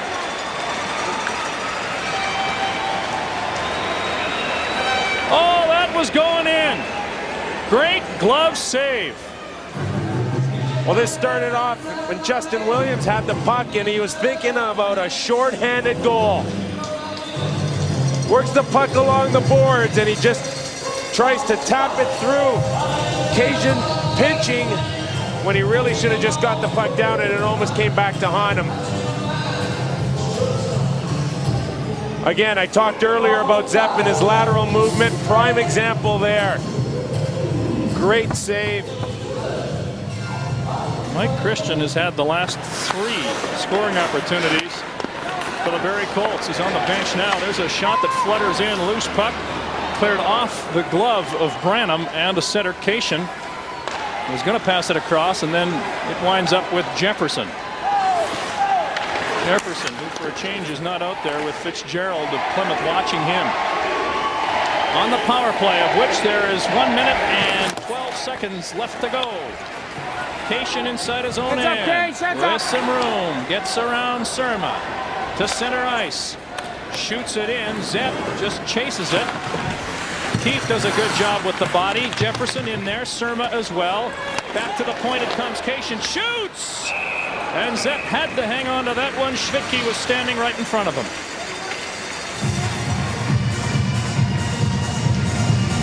Sean Cation doing what he's done all playoff long, and that's doing a great job of just getting the puck to the net. And there Schwitke had good body position for any type of rebound at all, but Rob Zep certainly made sure that that didn't happen. 54 seconds to go in the power play for the Barrie Colts. 2:27 left in the period. And Jefferson stays out there. He'll take this face-off against Justin Williams. Face-offs, the longer they go, become so important. Here's a chance in close. Oh, they thought they'd scored. Zep got enough of it to slow it down, I think, and then it didn't quite go in. The Colts and some of the people on that end thought that puck went into the net. Well, Sheldon Keefe ends up with a puck off the face-off here and ends up banding on it, but thought he got enough of it to get through Zep's leg. But he didn't. Just mishandles the puck right there, but certainly had enough to go through the pipes. Colts win the face-off again. Cation, 40 seconds to go on the power play. Jefferson to Keefe. Back to Jefferson behind the goal. Jarrett watching him to Keefe. Back to the point, Robinson. Fans want a shot. Cation tries to give them one. Keefe gets it again. No, didn't want to go back to the point. Good job by Jarrett defensively. Now they do. Here's Robinson. Flutters that into the corner. Keefe with it again. Escapes Jarrett. Back to Robinson. Shoots. Nice play defensively in front by Fisher, who throws the elbow at Schwitke, who's out there. Jefferson, Keefe again. Lots of pressure, but no shots. 5 seconds to go in the power play. And the power play has expired with Schwitke rolling it weakly towards the side of the goal. Another chance from a bad angle. And back on the ice is Oosterno. Fitzgerald comes out as well, number 17. And here's Henrik in home free. Oh, he went too far. Hit the side of the goal.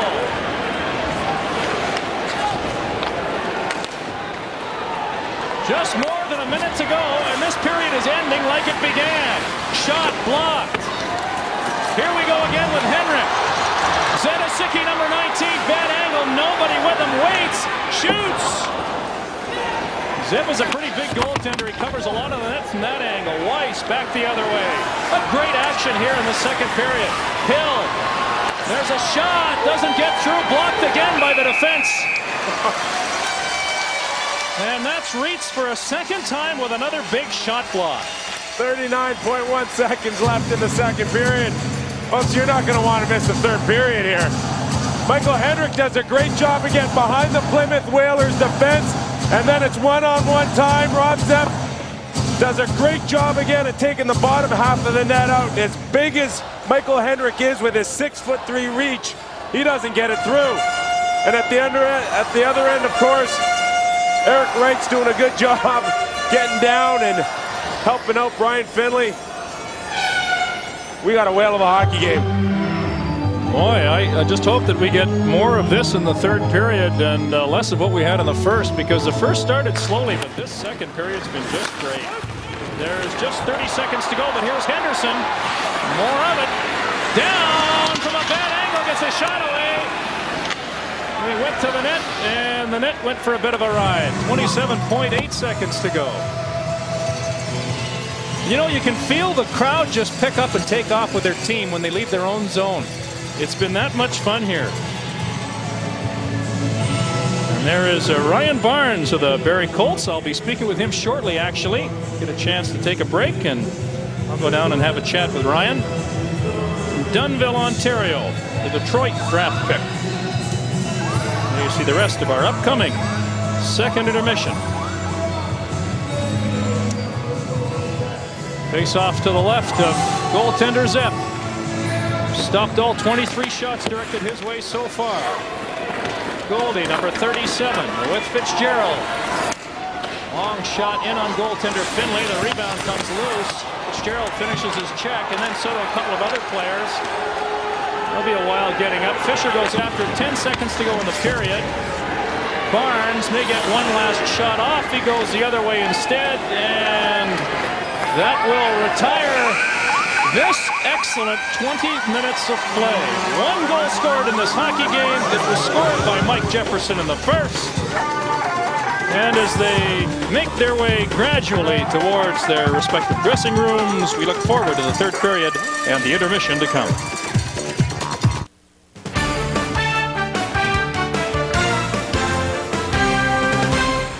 Hi, everybody. I'm Darren Dreger, live in the CTV Sportsnet studio. Quite a game going on in Barrie as we all wait on the Ontario Hockey League in preparation for the Memorial Cup, which begins next weekend in Halifax, right here on CTV Sportsnet. The third period is coming up very shortly. Conference finals going on in the National Hockey League. This afternoon, it's the Eastern Conference Final and the opener of this series between the Devils and the Philadelphia Flyers. Flyer fans spending Mother's Day in style today. And the Flyers hoping for a boost from Keith Primo. 55 seconds in, though. Randy McKay feeds Scott Niedermeyer. The Bullet beats Boucher. 1-0 Jersey. New Jersey playing the body, too. Ken Danico lines up John LeClaire. They both go down on the blue line. The Flyers not intimidated. Damon Langkow shoots. Mark Recchi is there on the rebound to tie it at 1. Recchi has 4 in this postseason.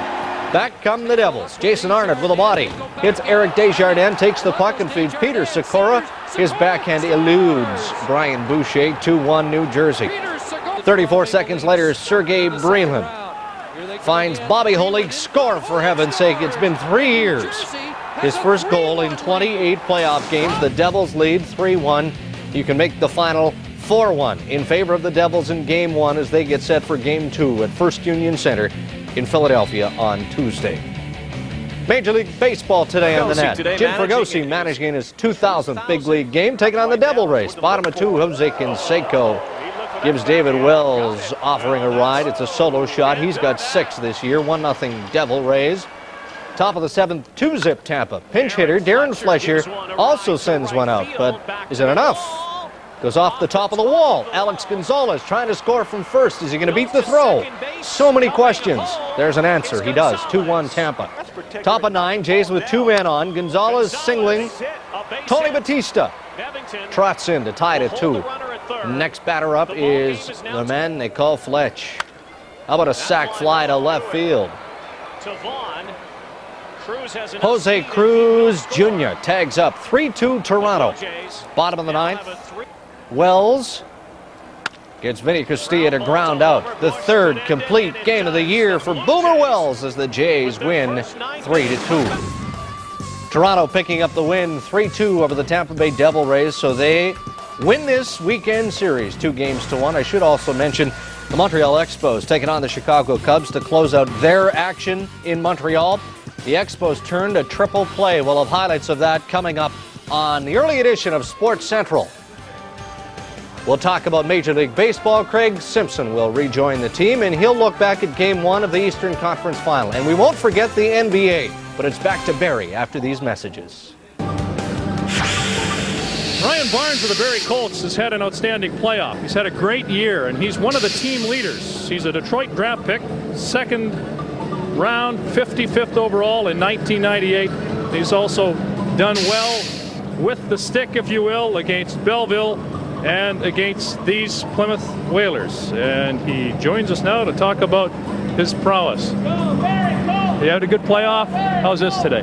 Yeah, it's been a good play for me, especially the last two series, and I just want to play hard and help my team win, and we're doing all right tonight, and just keep it going and force a Game 7. Now, goals are important in this series, no doubt, but how important was it to get that first goal when you did in the first period? It was definitely a boost for us, and every team that's got a 2-goal lead in this series hasn't lost yet, so we're going to be looking early in the third here to get a second goal.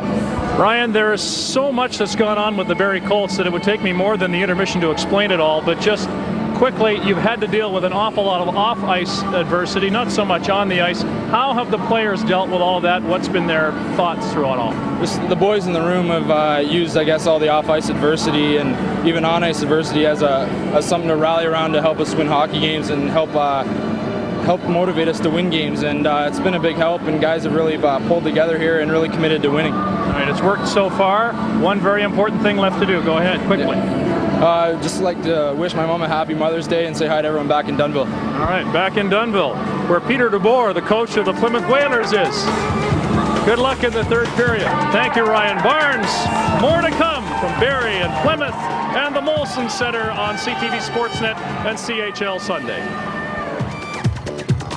Just 13 games. Goaltending, it's the ice again. Dan Blackburn, who backstopped the winner with 33 saves last night, well ahead of the rest of the goaltending competition in victories.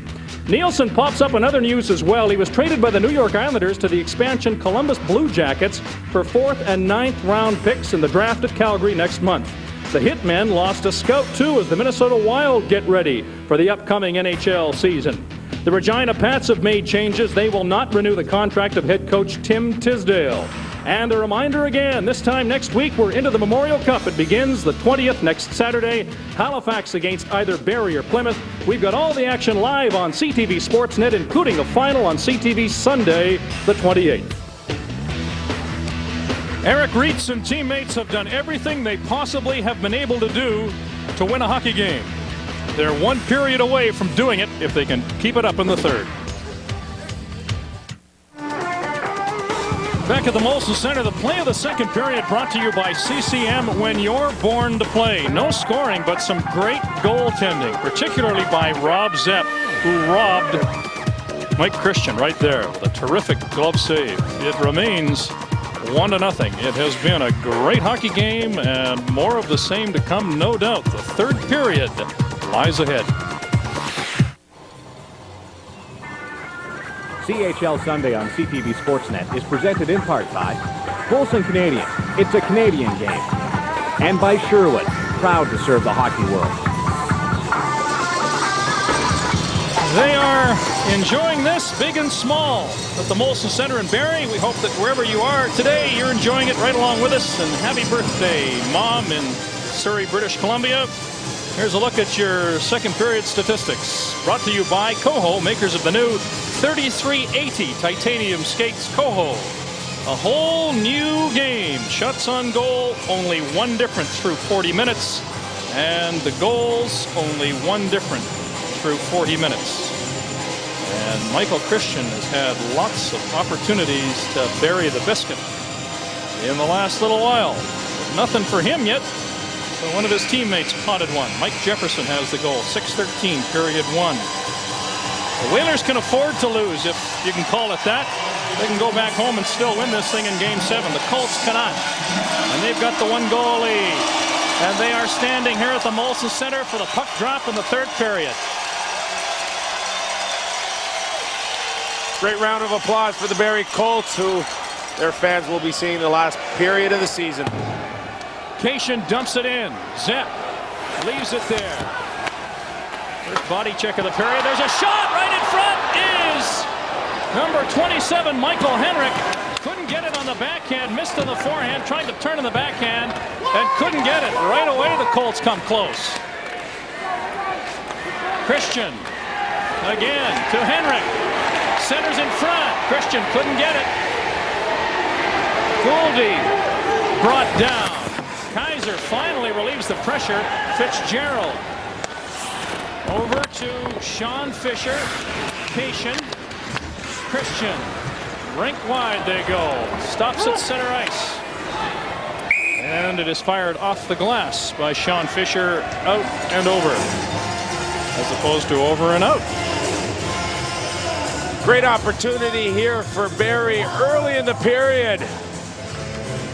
And Mike Henrik handcuffed off the post. He's still looking for his first goal of this championship final series. And he knows if he keeps getting opportunities like that, it's only a matter of time. But this guy continues to keep his team in the hockey game. That's all you want out of a goaltender. And another guy that usually does that very well is Curtis Joseph. Kirka couldn't get it. Barnes for Barrie. Fires it behind the goal. Jefferson out there again.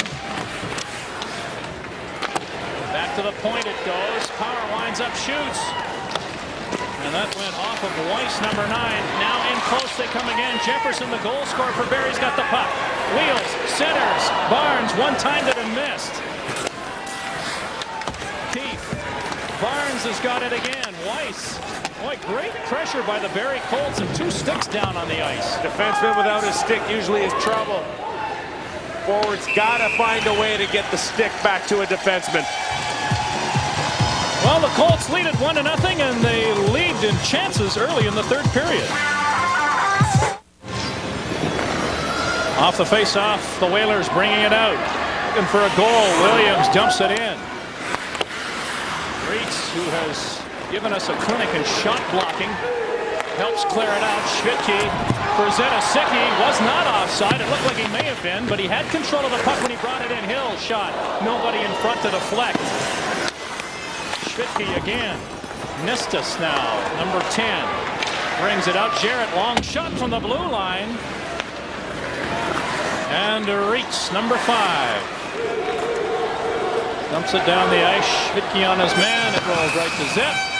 And Zepp holds that for another faceoff. Well, in terms of balanced scoring, certainly the Plymouth Whalers have the edge. 4 out of 5 scores in the OHL. These playoffs belong to Plymouth. But certainly the advantage here in Game 6. The Barrie Colts, as Stephen Weiss and company, down a goal early in the third period. There's Sheldon Keefe.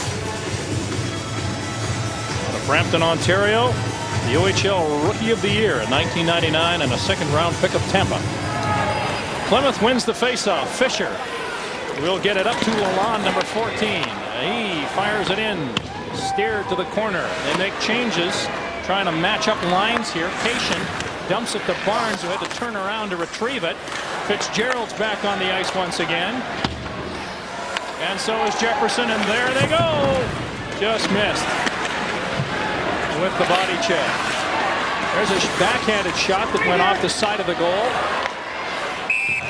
Jared Newman moving up.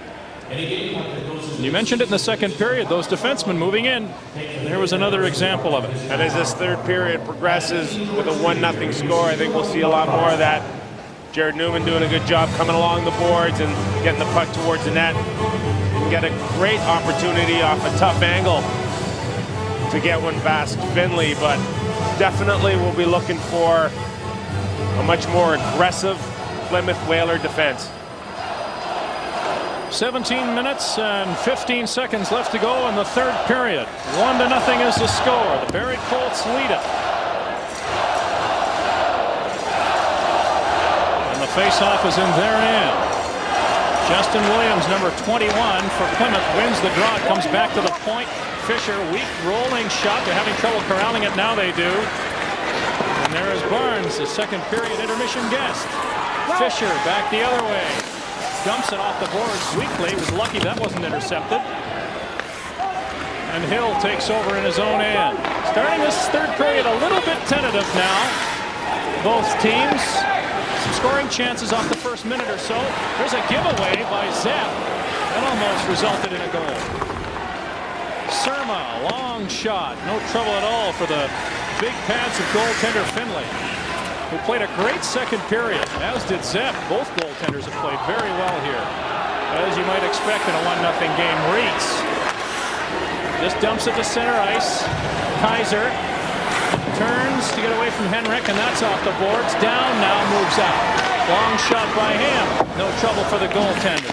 Kaiser slaps it. Kirka can't do much with it. There's a shot by Robinson. The rebound cleared away from harm's reach. And out to center ice. Robinson just flips it in. Fisher had to be quick with a glove to get it down to his stick, and Lalonde now for Plymouth. They try to establish something offensively, and they can't. The Colts are all over them when they get in there. Kirka. That's not going to go. Erstenol over to Newman. This is Weiss. Head fakes didn't do much. Schwidtke clears it. There's a shot by Henderson. Number 32 barrels in there. And Zedasicki pinching. Gets it to Henderson. He's got a man open in front. That couldn't reach Schwidtke. Who's after it again? Weiss. Boy, these guys have been out here a while, Nick. Barrie's done a really good job in the neutral zone, taking away the better portion of the middle of the ice and really forcing Plymouth. Here we got a 1-on-3 again. Barrie in good position through the neutral zone. Schwidtke just gets it by Gerald. Fitzgerald turns now. Here comes the captain. Backs it off the boards. He scored 2 game winners in this series already. He'd love to get one to tie this game. Randy Fitzgerald trying to get in position in front. Now he'll pick it up and behind the goal. Plymouth with a bit of pressure here.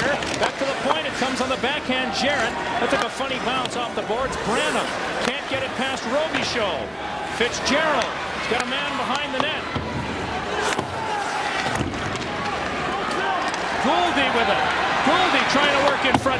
Gets a shot, but it was from a bad angle. Zedasicki trying to relieve the pressure. Looks. And now he fires it out to center ice, and the Colts race to the bench. Jarrett, 14 minutes and change to go. Fires that right on the goaltender. Finley, no trouble. Hill off the backboards. Boy, good action and no whistles now. Gouldy missed 2 body checks as Jefferson and Hill hit each other outside the blue line. Barnes and Jefferson do get it to center. Newman flips it right back.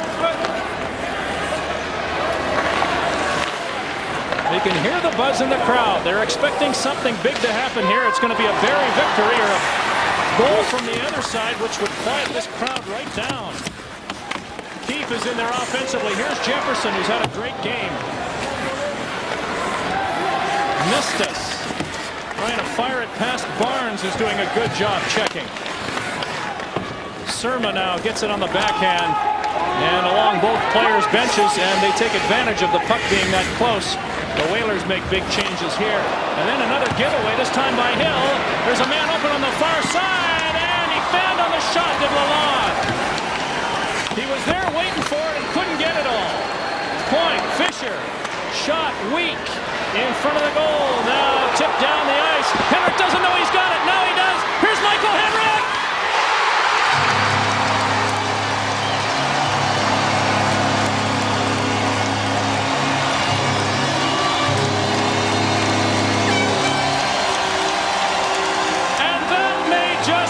Biggest goal and the biggest monkey off Michael Henrik's back as he scores to make it 2-0. After Plymouth getting a great opportunity to tie this game, Barrie comes right back down the ice, and a real innocent little flip shot ends up being the difference there in the neutral zone. Henrik plays like a wide receiver in a football game and picks up the pass and does a great job of pulling Zepp's legs apart and then finding 5-hole for that very important second goal of the game. And Lance, you mentioned the monkey off his back. That's a huge, huge goal for your first one in this playoff final. Ryan Barnes told us in between periods that no team which has had a 2-goal lead has lost a game in this series. Well, Barrie's leading 2-0. 12.5 minutes to go. See what Plymouth does to battle back and get something past Brian Finley. Kaiser leaves it. Jefferson takes over. Tries to work in front of the goal from very tight quarters and can't. Keeps out there. You can hear the crowd. Barrie, I believe that is. Back to the point. Robinson shoots. Deflected. And the rebound Keefe could not get to. Boy, and right at the end of a tremendous amount of sustained hockey, too. What great hockey this has been today. Cation. And if this keeps up, we'll have another game in this series, of course. Fans in Plymouth will enjoy that, no doubt. I think they definitely prefer to see it only go 6. I'm sure they do. Schmidtke wheels around, tried to stuff it in the short side. And goaltender Zip got over in time. Now here's Fitzgerald 1-on-2. Cut off at the pass. Schmidtke loses it to Gouldy. Gouldy to Fitzgerald, and Fitzgerald is offside, and we've got a break. 2-0 is the score at Barrie. We're back with more in this great hockey game in just a moment. 11 minutes and 20 seconds to go in period number 3. The Barrie Colts scored 1 in the first period, and they got a nice goal from Michael Henrik on a breakaway here in the third, and they lead by 2 at 2-0. If they win, they go back to Plymouth for a Game 7 in the OHL Championship. Great hustle by Michael Henrik off the icing. Nullifies the faceoff coming back. Christian in there working hard for Barrie. Williams waiting for a loose puck, number 21. And it goes the other way. Henrik is watching his man. Surma, number 15, is in there for Plymouth. And now the Whalers will start out, and here is Williams with the puck. Gets it to George Nestis, who fires it in and gets his head massaged by Hill. Reitz brings it around the boards near the benches. Jefferson is there again for Barrie. He would have the winning goal if it stood the way it stands at the moment. Gouldy for Stephen Morris. Gets out through center ice. Chris Bernarski is number 12 for Plymouth on the forecheck. And there he goes now chasing Robinson. Fitzgerald out once more. Robichaud shoots that in off a glove. The glove of Power, number 6, who's now got to chase the Whalers player who stole his puck. And Robinson comes up with it. To center ice. Kaiser. Robinson went down, got back up slowly, but it looks like he's all right. And it is chopped on the backhand over the boards. So the Barrie Colts have been doing everything they've needed to do to prolong this series. 9th goal of postseason. At 7:05 from Christian and down has made it 2-0 for the hosts from Barrie. This is the crowd's last opportunity to salute their heroes, and they're doing it in style right now. 2-0, less than 10 minutes to go. And Kaiser goes back and collects an icing for his club as we skate 200 feet the other way. Well, with a little under 10 minutes to go. All defensemen in scoring. And they certainly could use a few more points out of him in these last 10 minutes. The Whalers had won 6 of 7 faceoffs before that one. You might call a draw. Back it goes, and we've got a...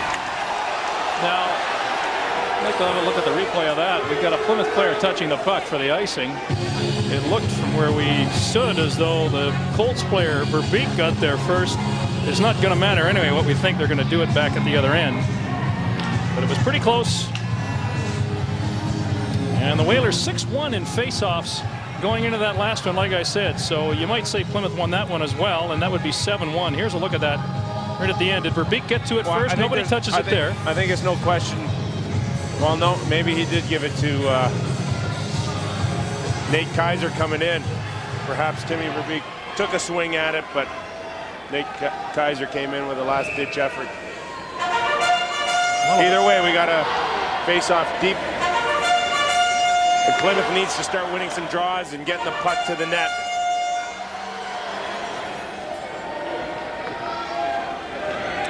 McBride and Jefferson who wins that face-off for Barrie. Verbeek gets it around the boards and help from Keefe in getting it out to center. Fisher shoots it back in. Branham for the Colts off the boards. They're just going to play it safe now. 9 minutes and 8 seconds to go in period number 3. Shots on goal pretty close, 29-25 for the Colts. But the big difference is where it matters at 2-0. McBride bodied off the puck by Cation. That did not work out very well for Plymouth. They had 2 Oilers players just miss each other, and then the one that missed one got nailed by one of the Colts. Lost a stick in the process. Kaiser in behind his own goal. Up to Nistas at center ice. He gains that. Shoots it in. Not many chasing, though. Hill will go back along the boards. Now Robichaud, one of those defensemen you were talking about moving up, has done so. Nistas again. Tried to get that over to Surma, and it just missed. Back the other way. Henderson stops. Feeds Schmidtke in front. Wide open was Zitaseki. It went between his legs. Nice check by Ed Hill. Reeds, the shot blocker. Off the boards. The nice thing about this, Nick, is that there has been some flow in this game. Once these guys get wheeling, they will go end-to-end at times. 2 hockey clubs with a lot of skill usually ends up being very entertaining hockey.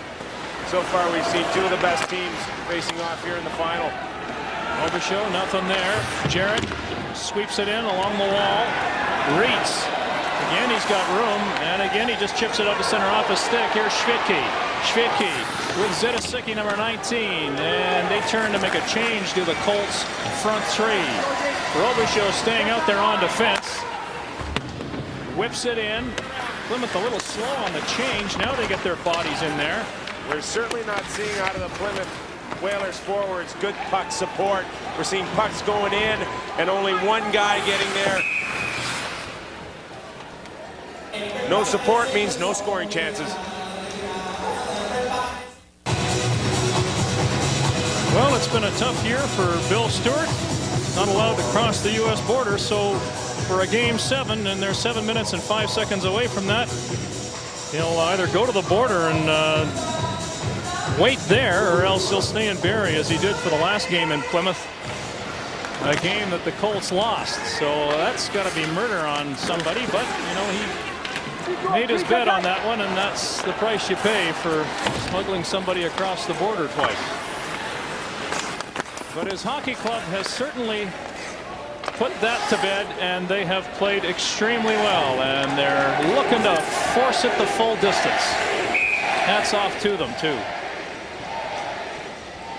Time and time again throughout the season, the adversity that this man and their hockey club has faced, truly outstanding, because I know through my experiences, anytime this time of year you start battling things off the ice, it ends up creeping into your dressing room and then affecting your performance on the ice. But these guys have done a heck of a job leaving that stuff outside, and for them to even get to this point with everything that's gone on, I certainly tip my hat off to them.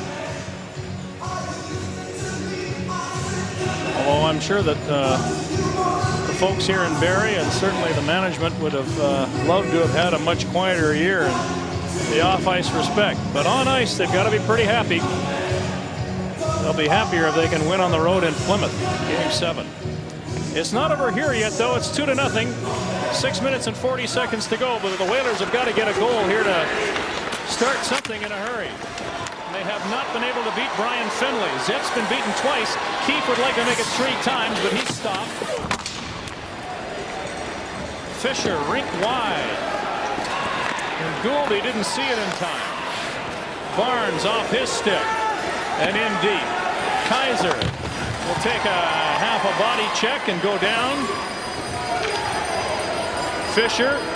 Time ticking away here. Now feeds a pass out. Whalers just want to get it in and get it in deep, but they're not having much success at even doing that. Schwitke across the blue line, 1-on-3 as the rest of his teammates change. And it's dumped out to center ice. There's a stick in the skates of Dennis Schwitke. Morris is on the ice, number 7. Schwitke's got it anyway. Moving in, goes down, backhands it. Kaiser. Off the skate of the wrong team's player, Zedasicki. Looking to pass it to Schwitke, does. Henderson's in front. Zedasicki again, nice turn to get away from a check. He's going to work out in front. Does, backhand shot, save, Zep, and it bounces. Zedasicki again with the puck. Dumps it in the corner, Schwitke. Pressure here, Zep finally leaps on it. And we've got an opportunity to take a break and give these boys a short breather. We're back with more. 5 minutes and 16 seconds left in period 3. Back in Barrie where they're celebrating 5 minutes and 16 seconds early. What they're doing, of course, is thanking the Colts for a great season on the ice, and rightly so, and a good performance in this game. Okay, Dodge Trivia. Here you go, Mr. Kypreos. Who was the first player selected in the 95 NHL entry draft? Over to you, buddy. Ryan Berard. Right you are. Well done. The Detroit Junior Red Wings. Congratulations, Mr. Kypreos. And we hope he can certainly get healthy again and resume that great career. Yep. That would be terrific. It'd be a great story. Pretty good story here for the folks in Barrie. Their Colts have come back in game 6. 5 minutes to go in period number 3. Plymouth trying to press, trying to get some shots in on goaltender Finley. And here's Henrik, who's had 1 breakaway in this period already. Got a man, Christian! Oh, what a save there by Rob Zep. Great split save. Back the other way. Plymouth. Surma. No luck. He takes a shot in the head and then sticks Christian, who goes down for a bit. Finally, a whistle goes. I believe that was just for an offside. And Williams is in there, in behind the goal. Christian gets up, as you see, and skates back into the action, such as it was. And what a terrific save this was. Well, Henrik just been a threat all afternoon, getting the puck across, and Rob Zep doing a great job sliding laterally and getting that right pad down. And with 4.5 minutes to go, he still gives his team some life to try to get back in the hockey game. Well, the Colts are trying to give the Whalers something to think about for Game 7, and the fans are trying to give the Colts something to think about for Game 7. Well, we've seen this all afternoon.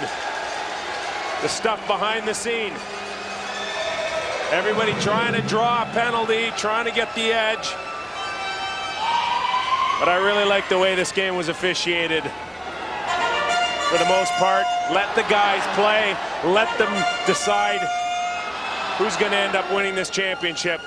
I hate it when it comes down to a power play goal late in the game, unless it's absolutely needed. And the Colts with their big line out there, we'll see a lot of them, no doubt, in the last 4 minutes and 30 seconds of this third period. Barnes taking the pass. That was knocked away neatly by Thomas Kirka. Back come the Whalers. Lalonde in front, couldn't get free to get the shot away. Keefe runs into interference and behind the goal. Fisher does a nice job of keeping the puck in. Kirka with it. Fisher's open. So is Newman. There's Fisher now. 4 Whalers on one side of the ice trying to keep that puck in the Barrie zone. Weiss is number 9. They scrape away at it. And finally it is swept out to center ice. Jefferson takes a shot at one of the Whalers players. Robinson in his own zone. Lalonde watching him. Jefferson covered by Fisher. Barnes is watched as well. 3.5 minutes to go in the third period. 2-0 is the score for Barrie. And another stoppage and a face-off outside the blue line. Well, 3.5 minutes to go. The battle between Jefferson and Fitzgerald continue. And with 3.5 minutes to go, certainly a big concern on the clock ticking down for the Plymouth Whalers. Will they get that one opportunity perhaps to pull the goalie? Or will we be looking at a Game 7? Robichaud can't get it out. Centered in front, and now Gouldy will wheel away to center ice. Schmidtke's riding his back. Zidisicki out and in, and we heard linesman Barton say it all the way up here. Offside. Face-off just outside the blue line. Our close shave of the game is brought to you by Bic Shavers. Quality you expect, convenience you need, priced right. With the score 1-0. Second period. Brian Finley on Justin Williams. The puck goes up off the top of the crossbar and rolls onto the top of the goal. And that face says it all. Lots of Bic Shavers being used in another 2.5 weeks when the Memorial Cup is over. These guys with their playoff beards. One of them will be done in a few days. I don't know that there's anybody out there who doesn't have a beard, or at least the start of a beard. Surma for Plymouth with one. You know, but during my career, I could never get that kind of growth. Well, you grew in other ways, I'm sure, as a player, etc., etc. Our next broadcast, Plymouth or Barrie against Halifax. It's Game 1 of the Memorial Cup. They'll be loving that out east. It happens on Sportsnet as well, and in Halifax, 1 o'clock Eastern, 10 o'clock in the morning Pacific time. Please join us for that. It should be great. And they're known for their hospitality out east, and we're very much looking forward to enjoying that. Shot off the boards and out through center ice. There's a race for the puck. Keeps going after it. Nice job running interference by Robichaud. He goes down again on his own. 2 minutes and 35 seconds to play in the third period. Surma. Williams is on his right wing, and Williams will chase it, but Hill will get to it long before Williams does. Fisher keeps it in. Now Williams will get it inside the offensive zone, but he leaves it there, and there's a Colt player to the puck first, as there has been through much of this third period, especially after that second Colts goal was scored. Barrie's done a great job in the neutral zone this third period. Plymouth never able to sustain any type of pressure through the neutral zone, and then on a forecheck, virtually non-existent. Henrik, who scored to make it 2-0. Less than 2 minutes to go. 1 minute and 50 seconds left. And everybody's up on their feet here for the last 2 minutes. Henrik's got a chance again in close. Poke check, Zip doesn't know where it is. And there's the answer.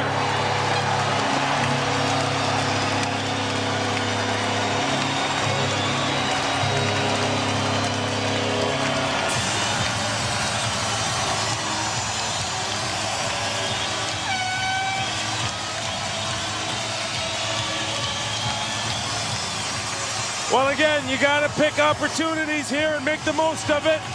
And Michael Henrik does that.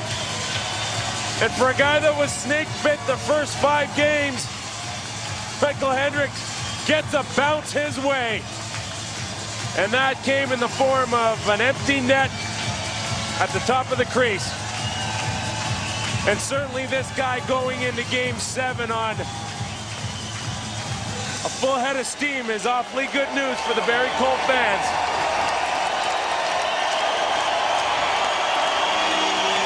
Michael Henrik's 10th goal of postseason at 18 minutes and 21 seconds of this third period has made it 3-0. Cation as the fans remain standing. Shot down the ice. Cleared into the center ice area. Robinson will go back for it. And we have an icing call against the Plymouth Whalers.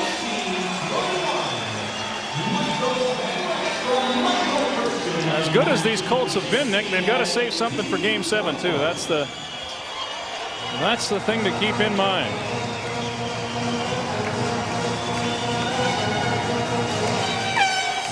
Our play of the game brought to you by Kodiak. Kodiak, value, service, and tradition since 1912. Well, if it stays the same and 1:19 to go, there was only one goal that mattered, and it came off the stick of Mike Jefferson at 6:13 of the first period. Beautiful move, great shot. Zep got a little bit of it, but not nearly enough. It was 1-0, and they were on their way. Our play of the game. And there have been a few dandies here. But most, if not all, have favored Barrie, particularly in this last 18 minutes and 41 seconds. 1:19 to go, third period. To the corner it comes. Verbeek is out there. And he's trying to get it again. Kicking and gets the stick free finally. And will work in front with a shot. Zep stops that one. Lalonde clears it. And that goes off Verbeek. It's all over the ice.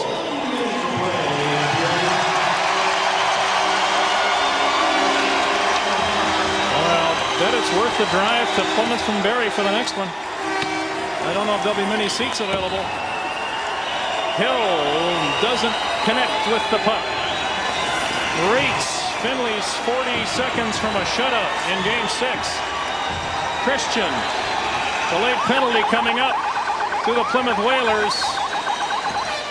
And that'll be number 14, Lalonde, getting the gate.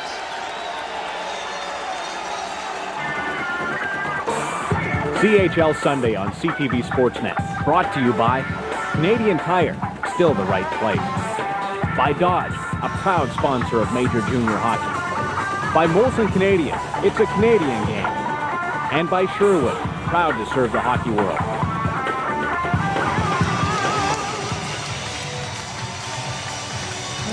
Don't put much stock into this penalty here. This game is over, and we are headed to a 7th and deciding game for the OHL championship.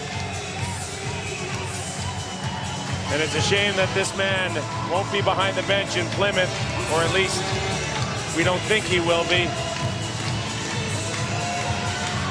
Brian Finley doing an outstanding job here, facing 26 shots on goal and stopping every single one of them. Heath wins the faceoff. 30 seconds left. Jarrett fires it off the glove of Jefferson. And there's Henrik again going for the third one. That was high and wide. Back out there again, looking for the hat trick. Jefferson, Keith, Cation, who keeps it in now as they work the corner. They're down to the last 10 seconds. They may finish it with a shot on goal and a rebound. They do. 5 seconds left.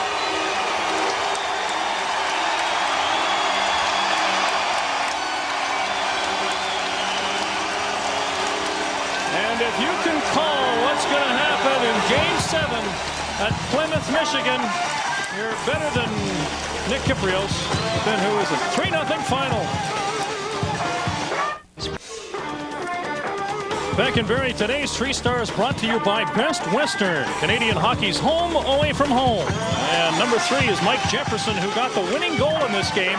Michael Henrik supplied huge insurance in the third as the Barrie players skate onto the ice and wave goodbye to the fans. And then Brian Finley, of course, is number 1, 26 saves. Some of them, particularly in the second period, I thought were brilliant. Our next game, CTV Sportsnet. Hey, we've made it to the Memorial Cup.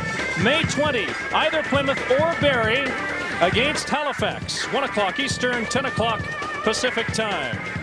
And a reminder that Craig Simpson will be along to supply NHL playoff analysis, 10:30 Eastern and 10 o'clock in the West and Pacific. Finley and his Charges got it done. They're going back to Plymouth. For all of us now from Barrie, have a good night.